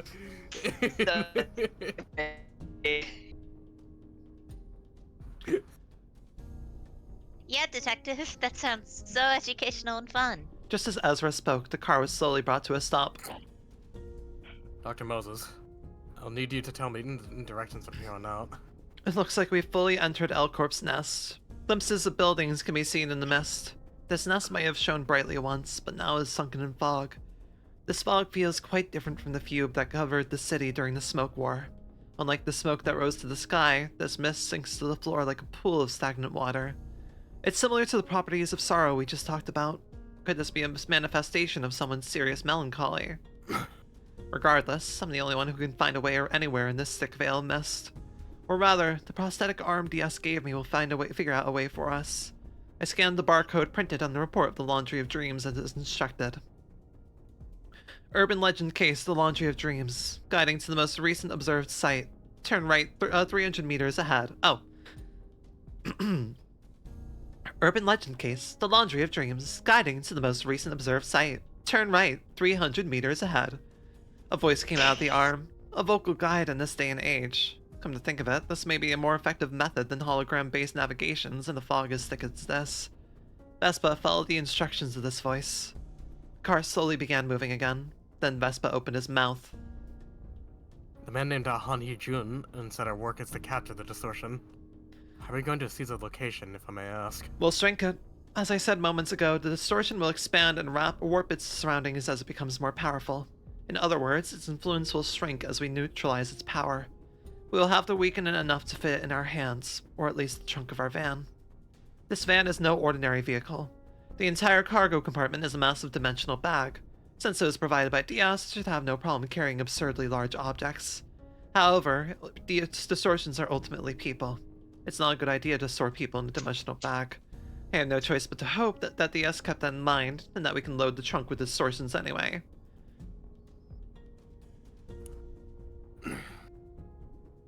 You said do we have to go into the so-called location type distortions ourselves then? Woman, Oh, I God. did not know you were streaming. God damn it. I did not know you were streaming, Chihuahua. Hello, dear. Welcome in, Raiders. Hello. Welcome in, Raiders. I am Rinienna, your local second best poison jungle VTuber and Rider Queen Supreme. Also, and now in low poly. Hello.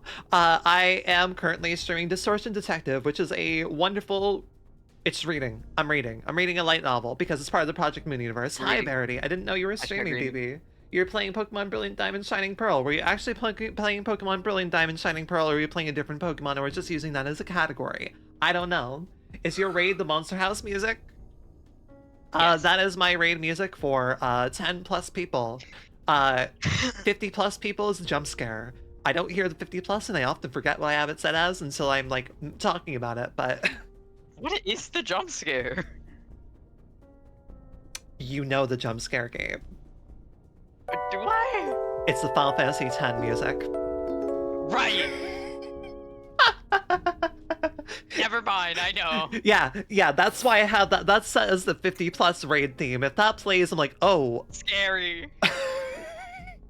Something bad's happening. Thank you for the follow. Hi, I Raiders. appreciate it. And welcome in, Raiders. Thank you so much for coming by. I'm currently celebrating my birthday with a Donathon week, as well as I hit 1K on Twitch, so we're celebrating that. And also it's my affiliate anniversary, so we're celebrating that. And yes, we're currently reading Distortion Detective, which is a wonderful novel set. I keep saying off my surprise thing. This is what happens if I have natural expressions tied to my rigging. We're reading Distortion Detective, which is a wonderful light novel set in the Project Moon universe, which is the games Lobotomy Corporation, Library of Verona, and Libis Company. We're currently doing reading in order to prep ourselves for getting to Libis Company eventually. Eventually, when Same. scheduling works Same. out. Eventually.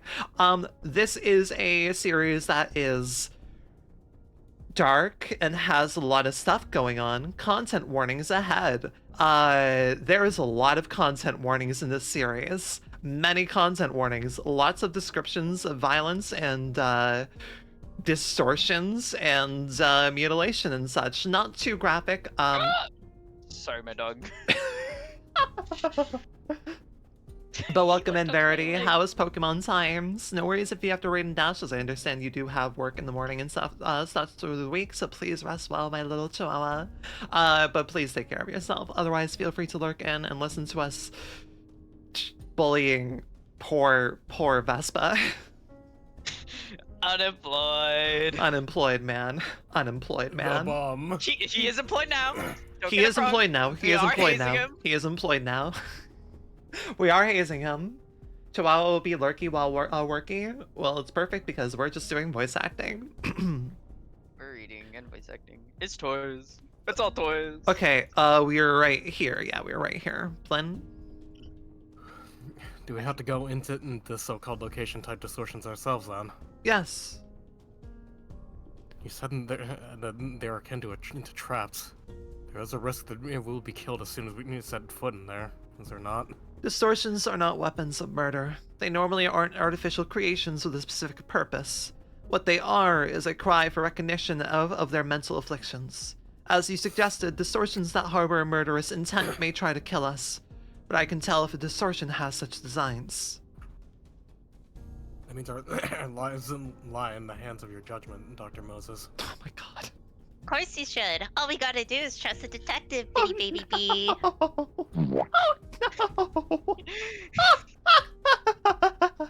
She's just bullying the fuck out of him. Vespa popped the vein once again. Ezra seems to be enjoying it at this point. The conversation halted there. Only the mechanical voice in my arm would break the silence. The area is being strangely quiet. When I looked to my left, the red teddy bear was lolling on my shoulder. Her synchronization with the psychoment appears to be unstable as I suspected. Even if the teddy bear were to stop moving, that wouldn't mean the death of her. Her real body is under the protection of Dokui office after all. The teddy bear suddenly flinched. This is Zaria?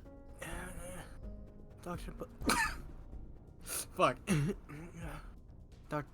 Detective Moses. I see you're having trouble maintaining your psychoment right now. Yeah. My consciousness is fading the deeper we go into the nest, and the thicker the mist gets. Rest up for a while. I'll keep the teddy bear with me. Thank you. I'll take a short nap. I have to work like a dog. The teddy bear's voice trailed off as its head was lowered. You have arrived at your destination. A large green neon sign was flashing sporadically before us. The bright neon light turned the fog around it green. This is Vespa. The laundry of dreams. We're there, Dr. Moses. Alright, be prepared, everyone. Ezra took her dimensional bag, and Vespa took his sword and harpoon as we got out of the car. I placed a smoking pipe in my mouth. We walked to the entrance of the laundromat. I puffed out smoke while I closely observed the exterior of the building. The tobacco smoke scattered into the air and became one with the fog. Now then, let's retrieve the distortion. We entered the laundry of dreams. Kanji also used yeah, Kuroko plan. I'm familiar with them. I killed them. And then unkilled. God, I cannot wait for Limbus Company to show how much is unpacked. Oh my god. Oh my god. Chapter 31, The Laundry of Dreams. The joints of the glass door... What? Can I make a minor request? Yeah. Last Can I be chapter? right back so I can get Oh. beverage? Oh yeah, fair. Yeah, we've been going at this for 3 hours. Yeah. Let's take a break and chill out for a It second. doesn't have to be last chapter if you don't want it to be. No. I'm good. I'm good. Go for a minute. I'm good to push through. We're not gonna finish this tonight. We're not gonna finish this tonight. But I'm gonna do a few more. If that's good for you, Blend. Yeah. Yeah, I'm good. I will also take this opportunity to get water then. Mm-hmm. I have my water always handy because I have one of the praise bottles. I also need to go check in on something that I'm marinating in the fridge right now. Verity, what were you playing for Pokemon? I don't know if you have the tab muted or not. If otherwise, raiders tell me what they're playing for Pokemon. Otherwise, I'll just look at our fucking VOD because I can do that.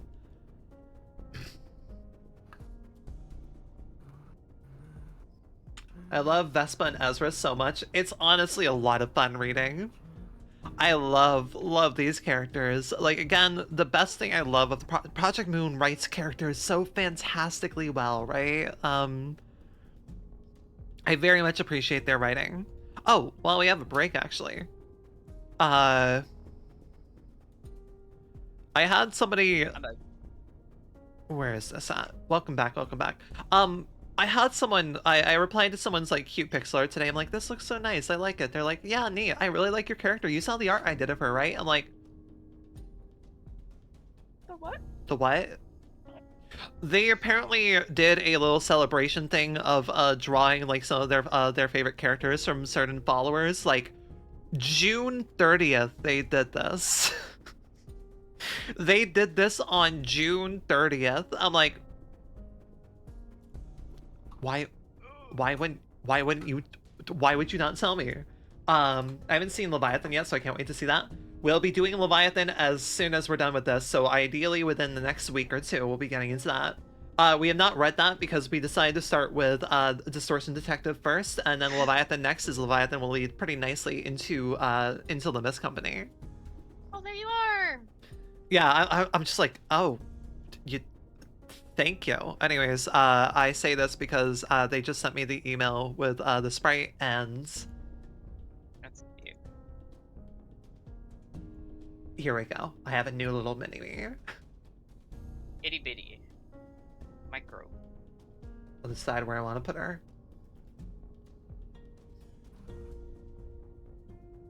If it's the first time for all of you, yes. Well, Gabe has read all of Distortion Detective, and I believe you've read I don't think you've read Leviathan, right, Gabe? I've read bits and pieces of Leviathan. I haven't actually read the full thing yet. Gotcha. I know a lot of things that happen. but I haven't seen like full thing start to finish. I read Distortion Detective. My goat. I fucking love Distortion Detective.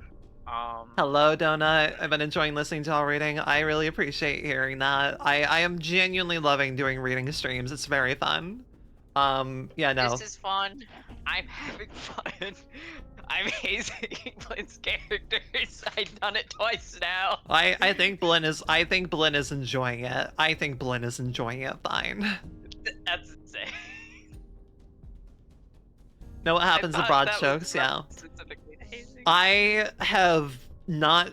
I'm very particular when it comes to certain series that I want to like experience them as natural as possible. And in this case, I very much want to do things in order. Does that mean that it takes me a long ass time to get to do Limbus Company?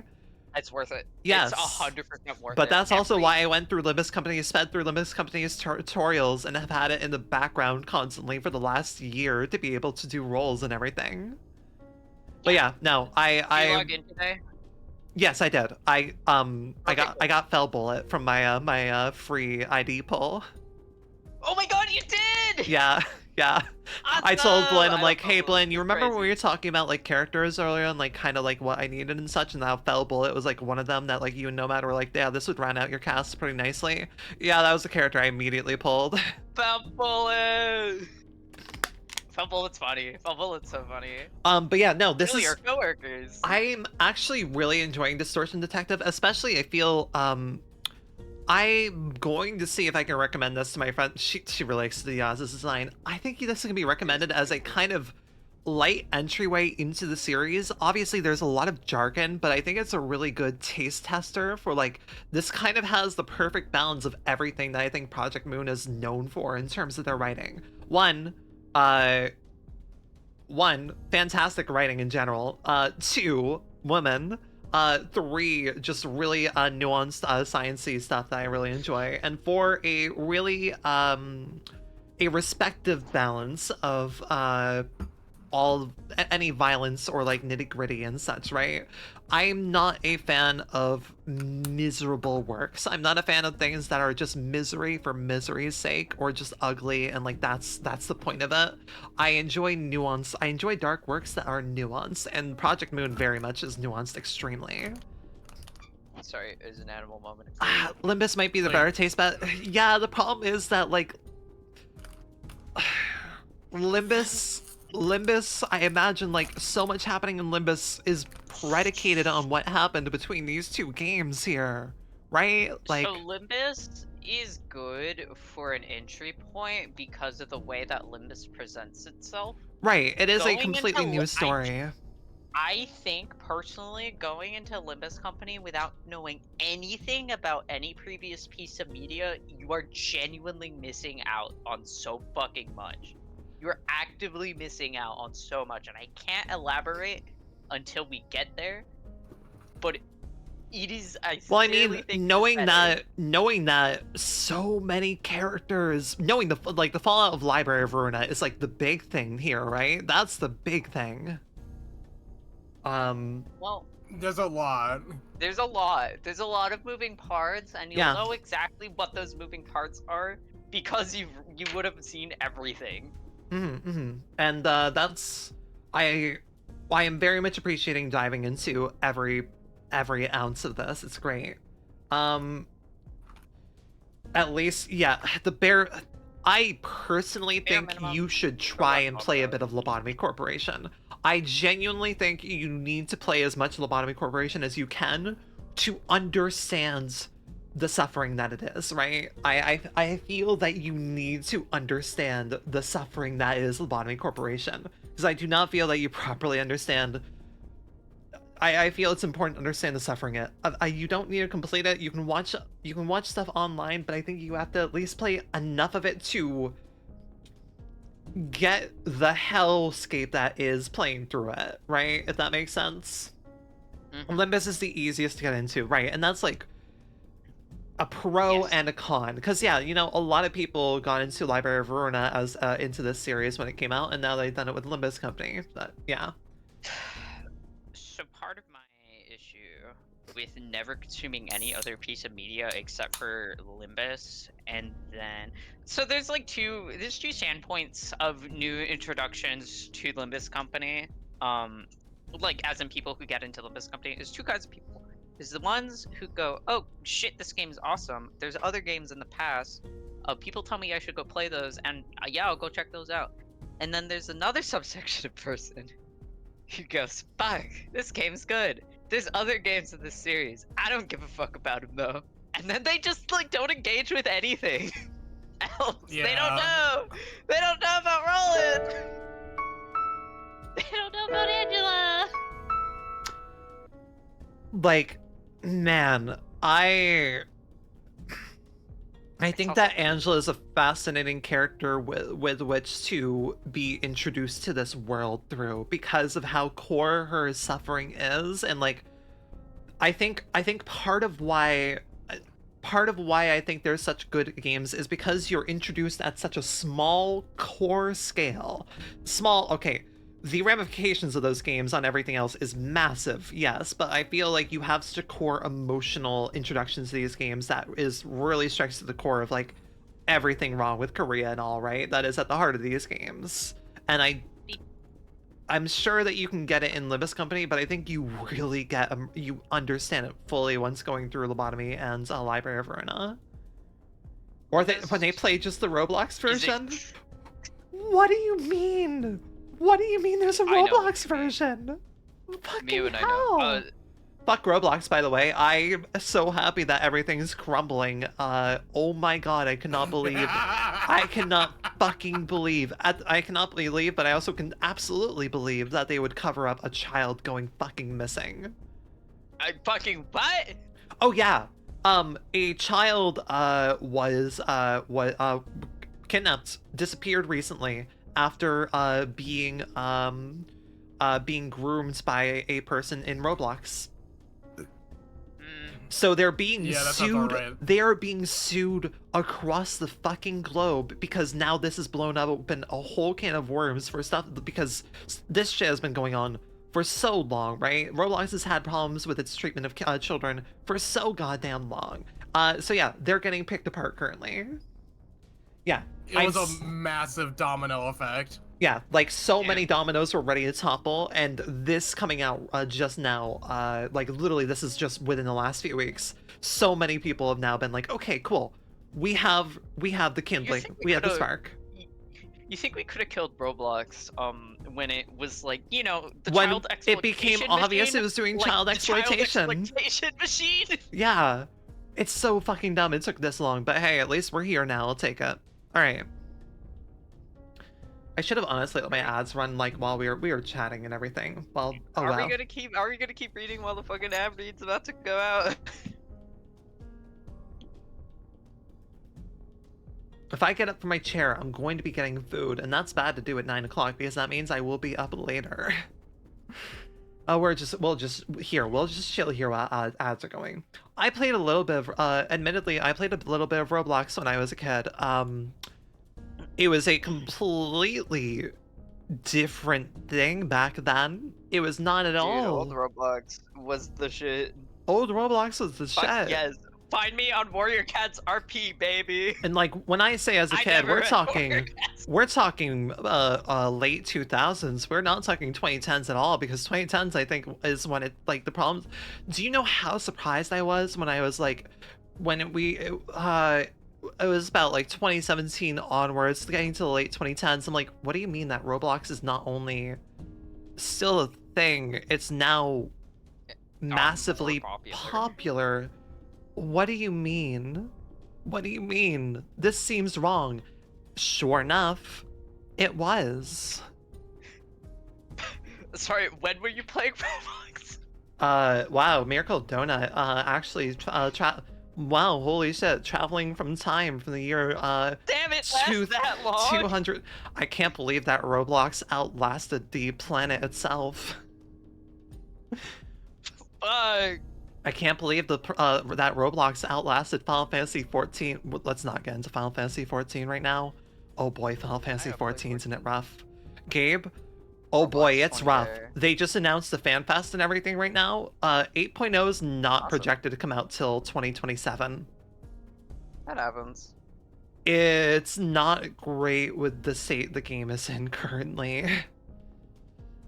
It's a little. Yeah, I hope they can add enough stuff in between that it doesn't feel like ass balls. Yeah, it's more so like everybody's waiting to see what the combat changes and everything. I got burned out during Dawn Trail, yeah. 2027, yeah. It's been apparently reported that it won't be out till 2027. Most likely early 2027, given the last of the fan fests are in November, October next year, I believe. Typically they announce the expansion by like the first or second fan fest, but the first fan fest isn't until April. So we'll see. You know, I love the. I don't want to talk too much about it because Gabe hasn't played it yet and I want to go in blind. I do like the first half of Dawn Trail. Again, I've been told that Dawn Trail has some pretty fucking high highs, but some really low lows. It really depends on where you're at and also if you are white or not. I mean, I will tell you my full personal opinions as Yeah, a Mexican. Yeah. Once you get through it, like especially, yeah, no, like I think you will enjoy the parts of it that I enjoyed. I think we'll see. Anyways.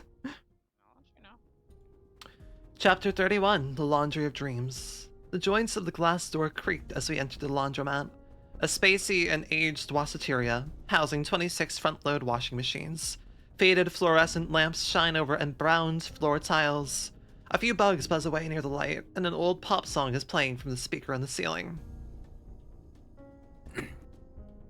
I assume you deemed in the distortion is not a threat to us. Seeing that you walked into this place willingly, Dr. Moses. Vespa spoke, scanning the surroundings with his eyes. Ezra was watching something in front of one of the washing machines. A grade 3 fixer and their colleagues fell victim here. I think this is Ezra? Yeah, this is Ezra. Yeah, it is. Since Vespa Enough. purely goes by doctor. An office was annihilated and people went missing, right, Detective? Not for long. They were found in another place as different people altogether. I think this is Vespa? Yeah, this is Vespa. That might be What Vespa. what exactly do you mean when you say they were different people altogether? In the most literal sense, their appearance stayed the same, but inside they were completely dissimilar from before. No one could recognize who they'd become. This is Ezra? Detective, over here. I found a washing machine that's running right now. I remember when Hacker found out how to inject explicit interactions into Roblox's code and use it on a... Fucking Christ! Oh my god, okay Weird. then. Anyways, alright. There's a lot to Roblox. There's a lot to Roblox, yeah. Right, Okay. Ezra waved me over. The machine rattles, laundry tumbling and spinning inside. I placed my smoking pipe in my mouth. Laundry surely won't be anything ordinary, though it is hard to see what's inside while it's running. Yeah, it'd be a pretty reckless move to forcefully stop the machine. For now, I'll have to observe the place more. Dr. Moses, I see a storage and utility room there. I puffed out smoke and walked to the door Vespa pointed out. Was this laundromat not a self-service facility? If an owner is present, that'll make this a different type of distortion from what I expected. The existence of a room dedicated to collecting laundry suggests that the owner of the laundromat manually cleans the clothes customers entrust them. However, I don't see a cash register or any other sort of station that a staff member would work at. Vespa, open that door, and Ezra, look around a little more. Roger. Upon opening the door to the storage room, a refreshing scent of fabric softener wafted out through the air. The sight that unfolded before our eyes, however, was anything but refreshing. This is a butcher's shop. Human skin is suspended up on hangers. I see how it is. Bless you, Blinn. Bless you. You okay? Getting fucking annihilated by allergies. I blew out. Sorry, Yeah, no, I'm okay. actually. It's been a little bit dry here, and I can feel it in my nose a little bit. Yeah. I blew out a puff of tobacco smoke. Peel off a human's skin and wash their insides clean. That's what this laundry of dreams is, typical of the city. Provocative a procedure, while like skinning humans alive or some such doesn't come as a surprise anymore. The next question is its purpose. I have to wonder, does the act of washing signify purification, or does it imply change? I have a feeling that the latter is more likely to be the case. There's the desire to become someone else and stand out among the stereotyped city folk. It should be stronger than the desire to get clean at the very least. In a coin op such as this, the act of washing is as simple as putting clothes in the washing machine and inserting a coin. Looking at the human hide that's hung here, it seems the people who visited this place took off their own skin and left it here. When did it happen? Right after entering the laundromat, after inserting the coin. But wouldn't the laundry have to be inside the machine first? It's still a hazy mystery. If this space was deceiving people's perceptions, my eyes would have caught the process. I don't see a sign of such illusion yet. I guess I should investigate the washing machines once again. Let's go back out. Oh my god. Detective, I can't get the washing machines to work using ordinary coins. Ezra, you dimwit. Who told you to fiddle with the washing machine? Don't mess with the distortion while I'm not around. Okay. Ezra answered in a dispirited voice. There are several problems when a person whom we can't see the distortion is involved in solving cases of the distortion.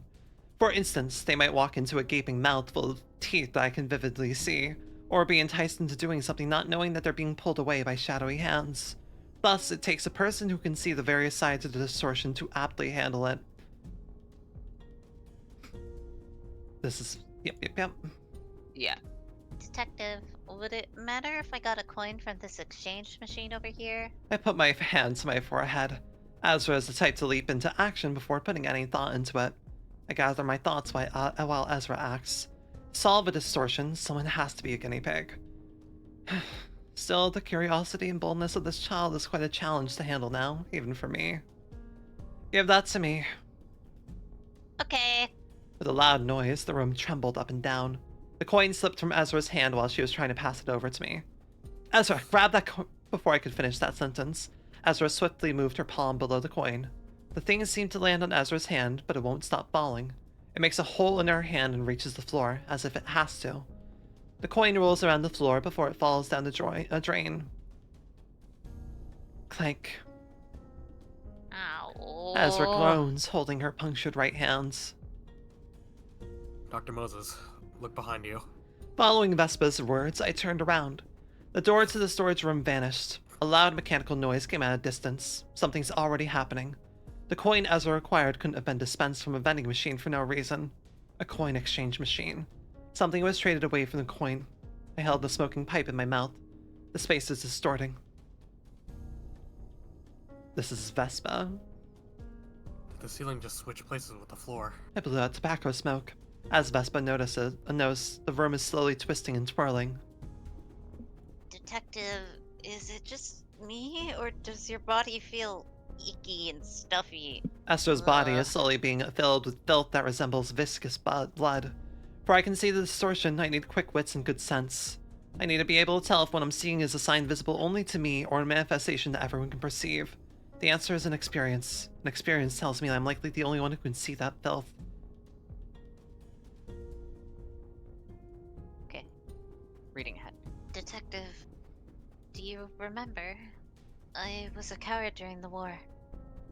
I won't be forgiven either, right? This topic again.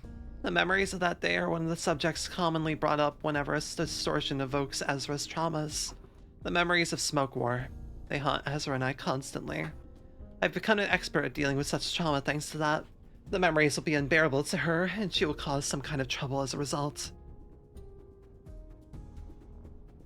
Oh god. Yeah. Sorry. Away with this dirty body! I heard the sound of something being unzipped. The skin of the human we knew as Ezra was stripped off from her head to shoulders, knees, then toe. You know, I just had an idea for like a hotkey that I need, especially when exploring these games, which is content warning ahead, but have it be the suppression alert from Lobotomy Corporation. Idea for a thing, for a button I can press, so I'm like, oh hey, things ahead. It's dire. I heard the sound of something being unzipped. The skin of the human we knew as Ezra was stripped off from her head to shoulders, knees, then toes. The side of a person that no one wants to see. It can only be described as a form that I can't dare to look at. A heap of desires. I couldn't stand the sight, so I shut my eyes tight. Ezra. Vespa, keep your eyes closed. I bit into the smoking pipe and exhaled a white breath. The room was filled with mist. Vespa's mind could be affected if he sees her current form. I immediately breathed in and let out a violet breath. I wrapped the violet rip around the silhouette that I think is Ezra. And do your absolute best to stand still. I can't handle two people doing idiotic things at once. Understood. Vespa responded. I got the pattern down. Once the human takes off their skin, they'll put it in one of the washing machines. Then they'll head over to the storage room and wear another person's husk. Wearing the clean and new clothing, they leave the laundromat as a brand new individual. If Ezra reaches that point, there won't be much I can do. I'll be losing her forever. To avoid that, I stopped her in her tracks somehow. Distortions are solved through contradiction. The deeds that are considered natural and mandatory here must be denied and reversed, making the person wear the contaminated shell back before it be washed. Such action will weaken the distortion in the laundry of dreams. What can we do to make her put her own skin back on then? Forcefully put it on her? No, she must wear it voluntarily. She has to wear her own shell, knowing that it's still a filthy husk. That's how we can deny this place. This space... Oh, this is Vespa? Space. Can I not slash it? There's no guarantee that it won't backfire. Destructive measures should be taken as the last resort. I mean, it's not entirely out of the question. I shall prepare myself in that case. Vespa kept his eyes closed and put his hand on the sheath of his sword. It's a huge relief that he wasn't afflicted with the distortion's influence. I had no clues about Vespa's past or his trauma. Learning of his past will be a process of trial and error, no doubt. The time will come one day and it will be unavoidable. I'll have to take my time to know him. That is to say, I know well how to handle Ezra after spending much time with her. Tell me, do you think your current self is filthy? This is Ezra. Ezra, yeah. I got too much blood on my hands. I'm dirty. I hate myself. I like you for who you are, even if you think it's unclean. Forthright, without redundancy, I said exactly what I think of Ezra straight to her. Really? The answer is easy, but it's always an ordeal for me to speak it out. I really do. Ezra is conscious of others' attention, especially mine. I like that side of hers. All things considered, I can't bring myself to hate her. Ezra is my coworker and subordinate, and it's my responsibility to take care of her. The mass of flesh that is probably Ezra picks up the smelly, filthy husk and wears it once more. The laundromat stops twirling and bending, and gradually returns to how it looked before. Soon afterwards, the space begins to shrink. Vespa, get Ezra and shove the hell out of here. We quickly sprinted towards the front door. The cold evening air and moisture of damp drizzle assailed my nostrils. We managed to escape safely. The laundry of dreams was behind us, reduced to the size of a small toy house.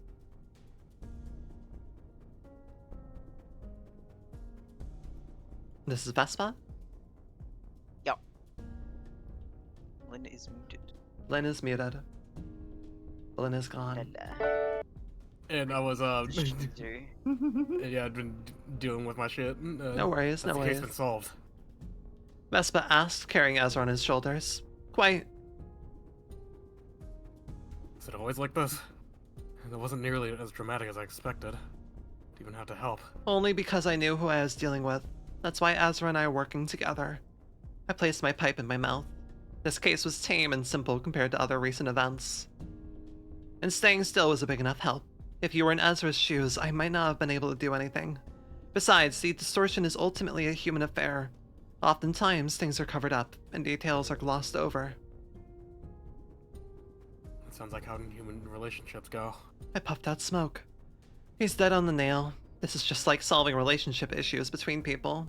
If I try to ignore the root of the issue and turn away from it, it can be ended on an ambiguous note. In this case, I didn't bother to understand the cause or process of the distortion, nor did I try to make the subject understand it, because it's not my business, because it wasn't necessary.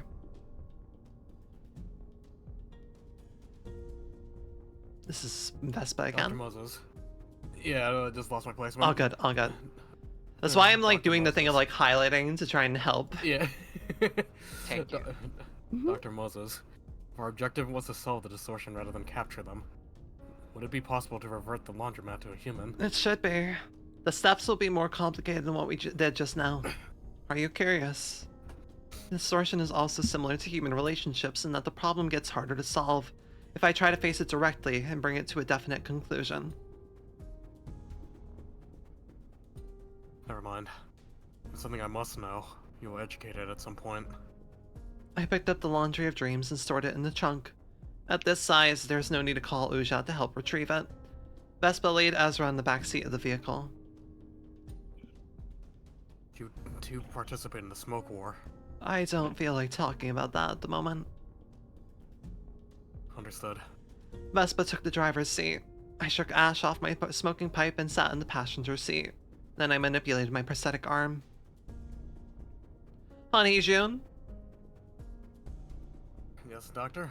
A detestable, solid voice comes out of the arm. We've taken care of the laundry of dreams. We're moving on to the case of the human thunderbolt. Looks like you solved the case safe and sound. I'm ending the call. Hold on, Doctor. Did you meddle with the Kurokumo clan by any chance? We did. So he somehow found it out. He sure is a competent informant. He is most certainly going to give me a chewing out for this. The Kurokumo clan is a Thumb subsidiary. I suggest avoiding conflict with a finger if you wish to complete the mission and— As if I'm some kid that needs his nagging. Beep beep. The thumb is decent compared to the index. At least I won't be talking to a wall. Dr. Moses. Are you scared that we might have to face a finger?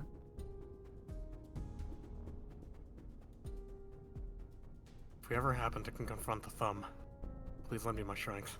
This child has his stories, I see. That's up to me to decide, depending on the situation. Vespa seemed to think for a moment, with his eyes closed.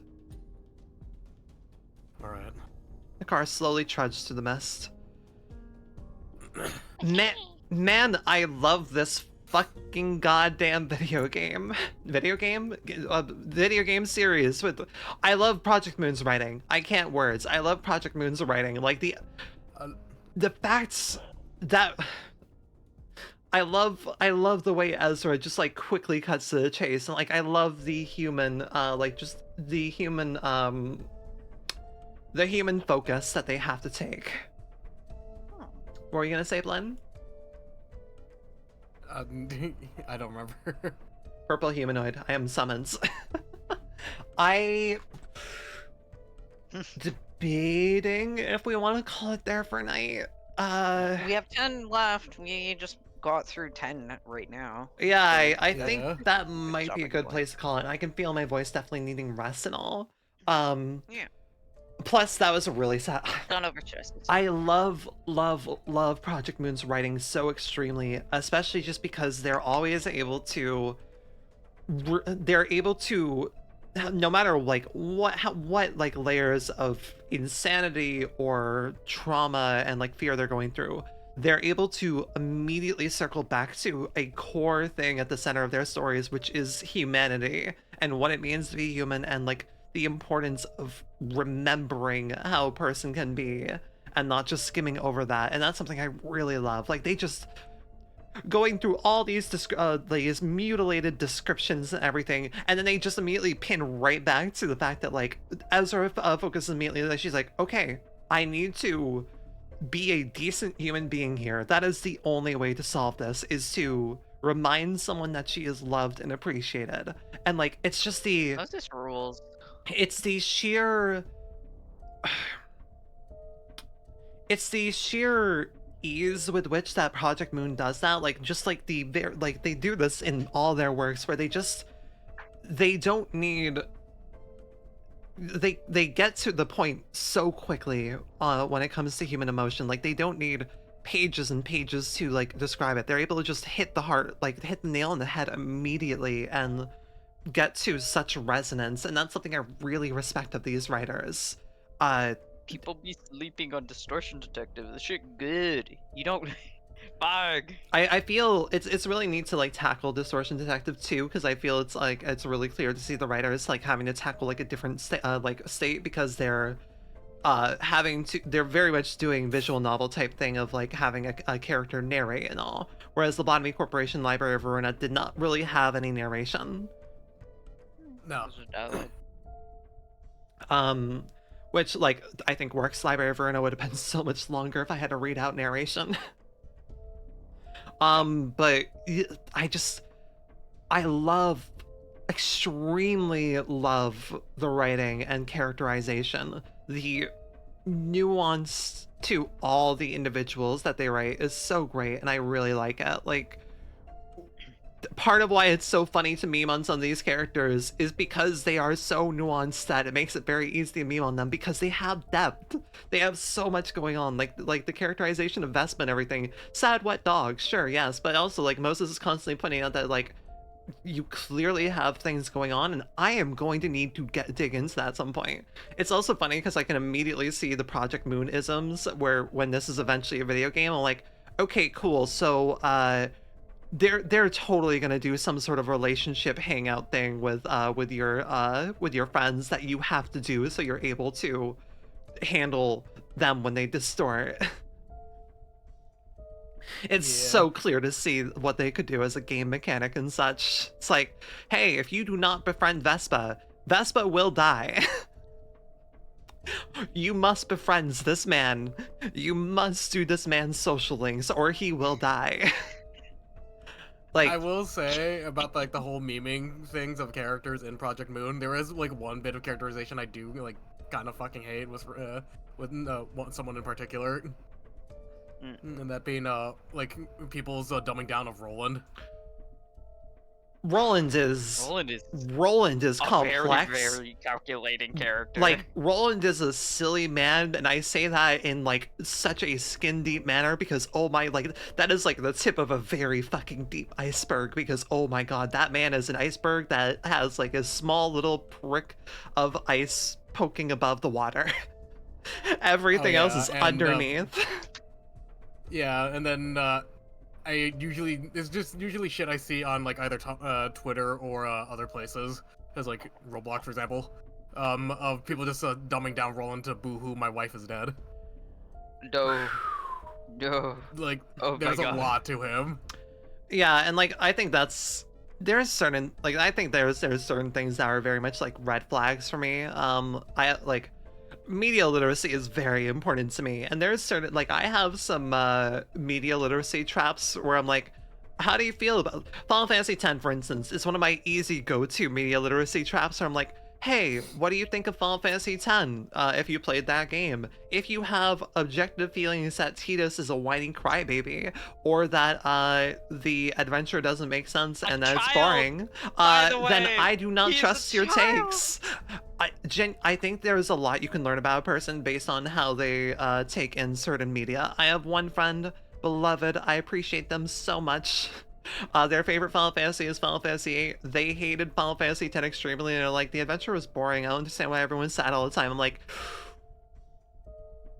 anyways, let's talk about dying. Yeah, media literacy is important, and also I think like it also, like, for stories like these too, I think it showcases, I think it's a very often when you see people misunderstand things or like dumb down things, those people probably have trouble empathizing.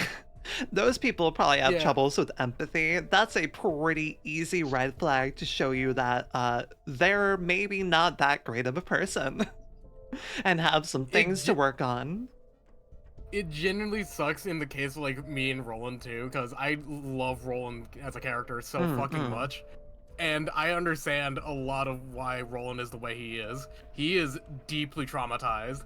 And the reason why he resonated so much with Angelica is because she didn't care. She just wanted to know him. Yeah. And the fact that she kind of just broke into his own world, and it's just like, hey, I want to see you specifically. I don't want to see what you have on as a mask. I want to see you, Roland. And it hurt. The best way to describe that, it hurt him, but in a good way. He liked it. It's like so literal in that sense too. The fucking his little mask. It's completely literal. It's like the metaphor's not even there. It's textual. Please pay attention. I'll kill you.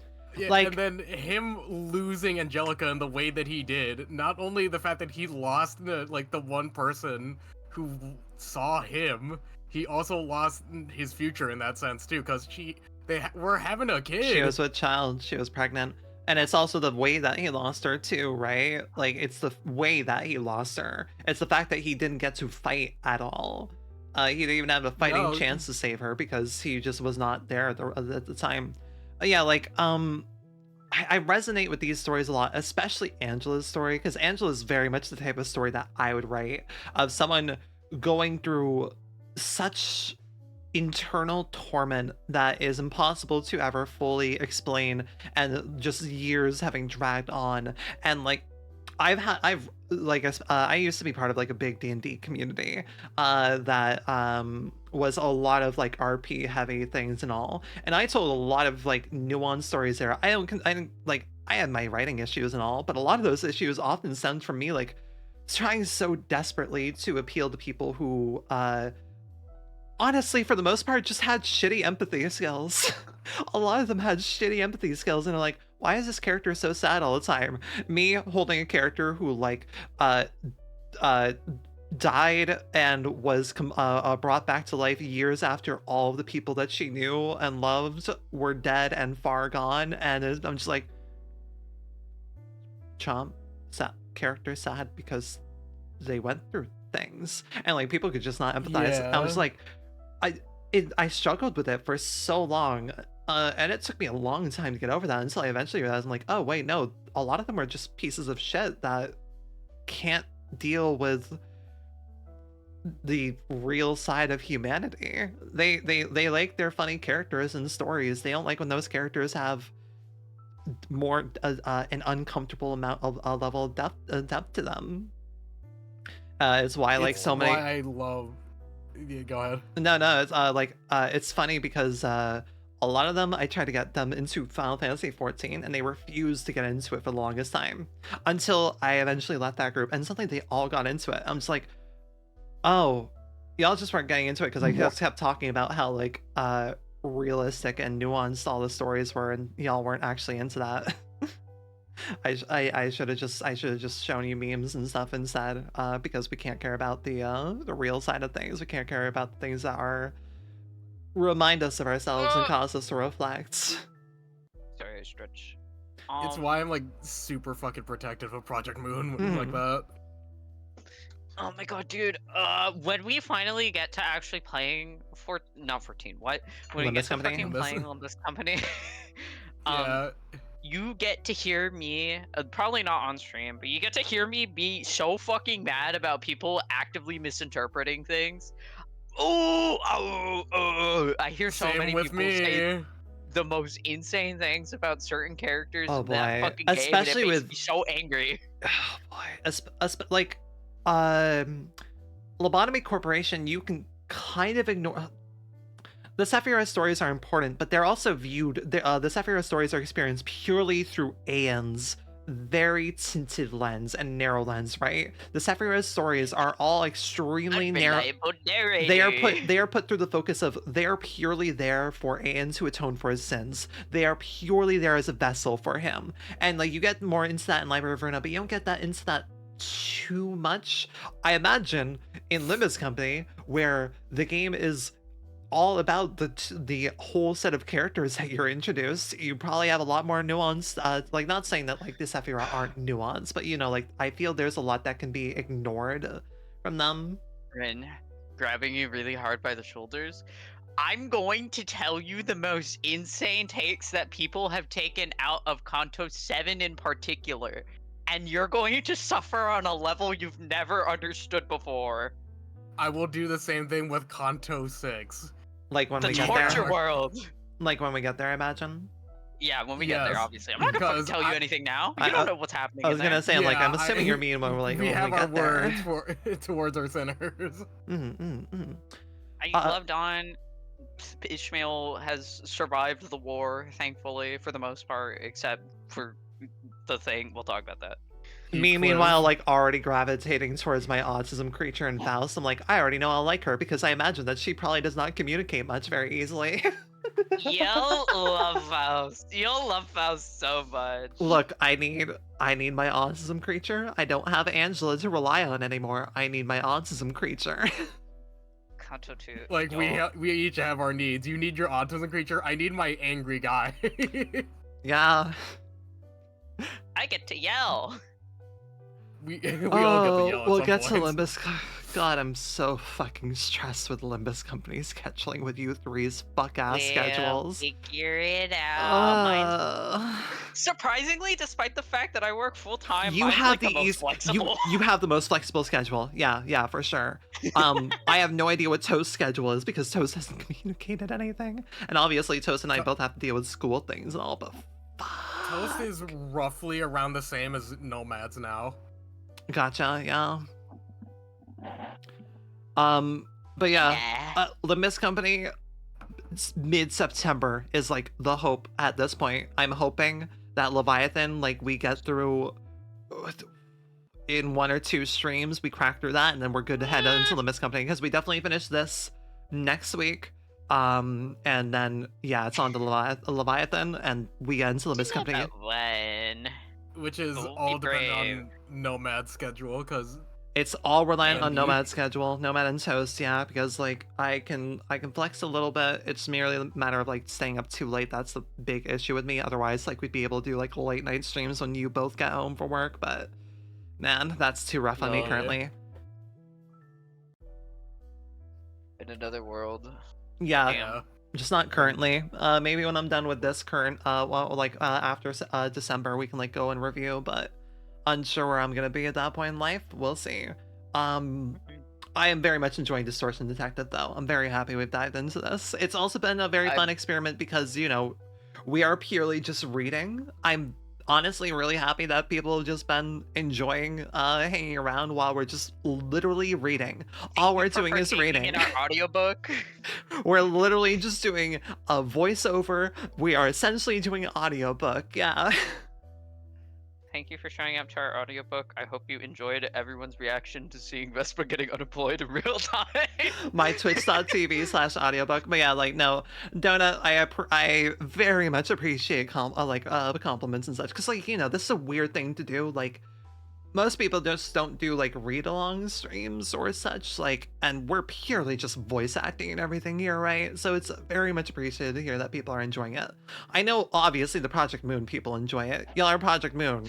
Y'all are Project Moon. And also I We're imagine happy. for a decent few Project Moon people, like, you have the benefit of like, you've possibly not gone through Distortion Detective before as such. Hobo Vespa. God, Hobo Vespa. God, Hobo Vespa. I love him. He's so funny. I also feel like, again, for people that don't know the Project Moon series, this just works as a good thing to listen on with like out too much context, because it is purely a side thing. So I think that Yeah. helps a lot. Like, obviously there's jargon and such, but like I feel this I'll past explain it to you. Yeah. Ask. I'll explain it to you. well, also I feel like the narrative does a decent job enough of explaining the jargon enough, and you get the idea eventually. Mainly because I like the way that they just take a throwing you right in there, and like they explain stuff when they need to, and I very much appreciate that. Like, for instance, it took us 30 chapters for Moses to explain fully the terminology and way she classifies these things. She already more or less explained this stuff in part 1 early on, but explains it in detail for Vespa. I think that works really well. Yeah, no, I think this is a really neat way to, honestly, I think this is a better way to possibly enter the series than Limbus Company in a way. Obviously, you don't understand how that, like, You've not played Limbus yet. You don't know that for certain. I don't know that for certain, but also I just understand now what Limbus can play with, and I'm like, oh boy. Look, Distortion Detective does not have to mess with Library of Ruina ended with. Oh boy, Library of Ruina's ending leaves so much for... Oh, there's so much that can fucking happen. There is so much that can happen because of Library of Ruina. Like, Library of Ruina is so intriguing to me, where it's like, alright, we set up this powder keg, we made it explode to show you all these things in the world, and we have unexploded the powder keg, so you now understand that there's all these things back in the world. It's like, oh no, please let Zhao and Lo come out together, please, for the love of God, let Zhao and Lo come out together. It'll be so bad if they do not. They're gonna pop out on different sides of the city, and then like there's gonna be Doom soundtrack playing as Zhao rips through the city. trying to get back to Lowell. That's fine. It's normal. Hey, Googie.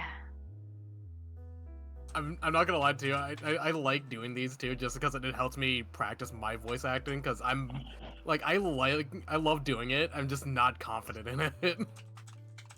I don't know. I just do it for fun. I'm also not Yeah. confident in it because I hate this shit. Oh, that's not true. I don't hate this shit. I was in theater in high school. I voice acted Smiles. There I'm just is like subconscious.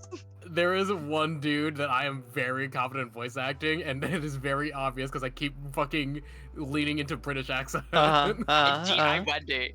G.I. Wendy. I mean, we all know where my comfort spot is for acting. Autism creature. Autism Yeah, creature.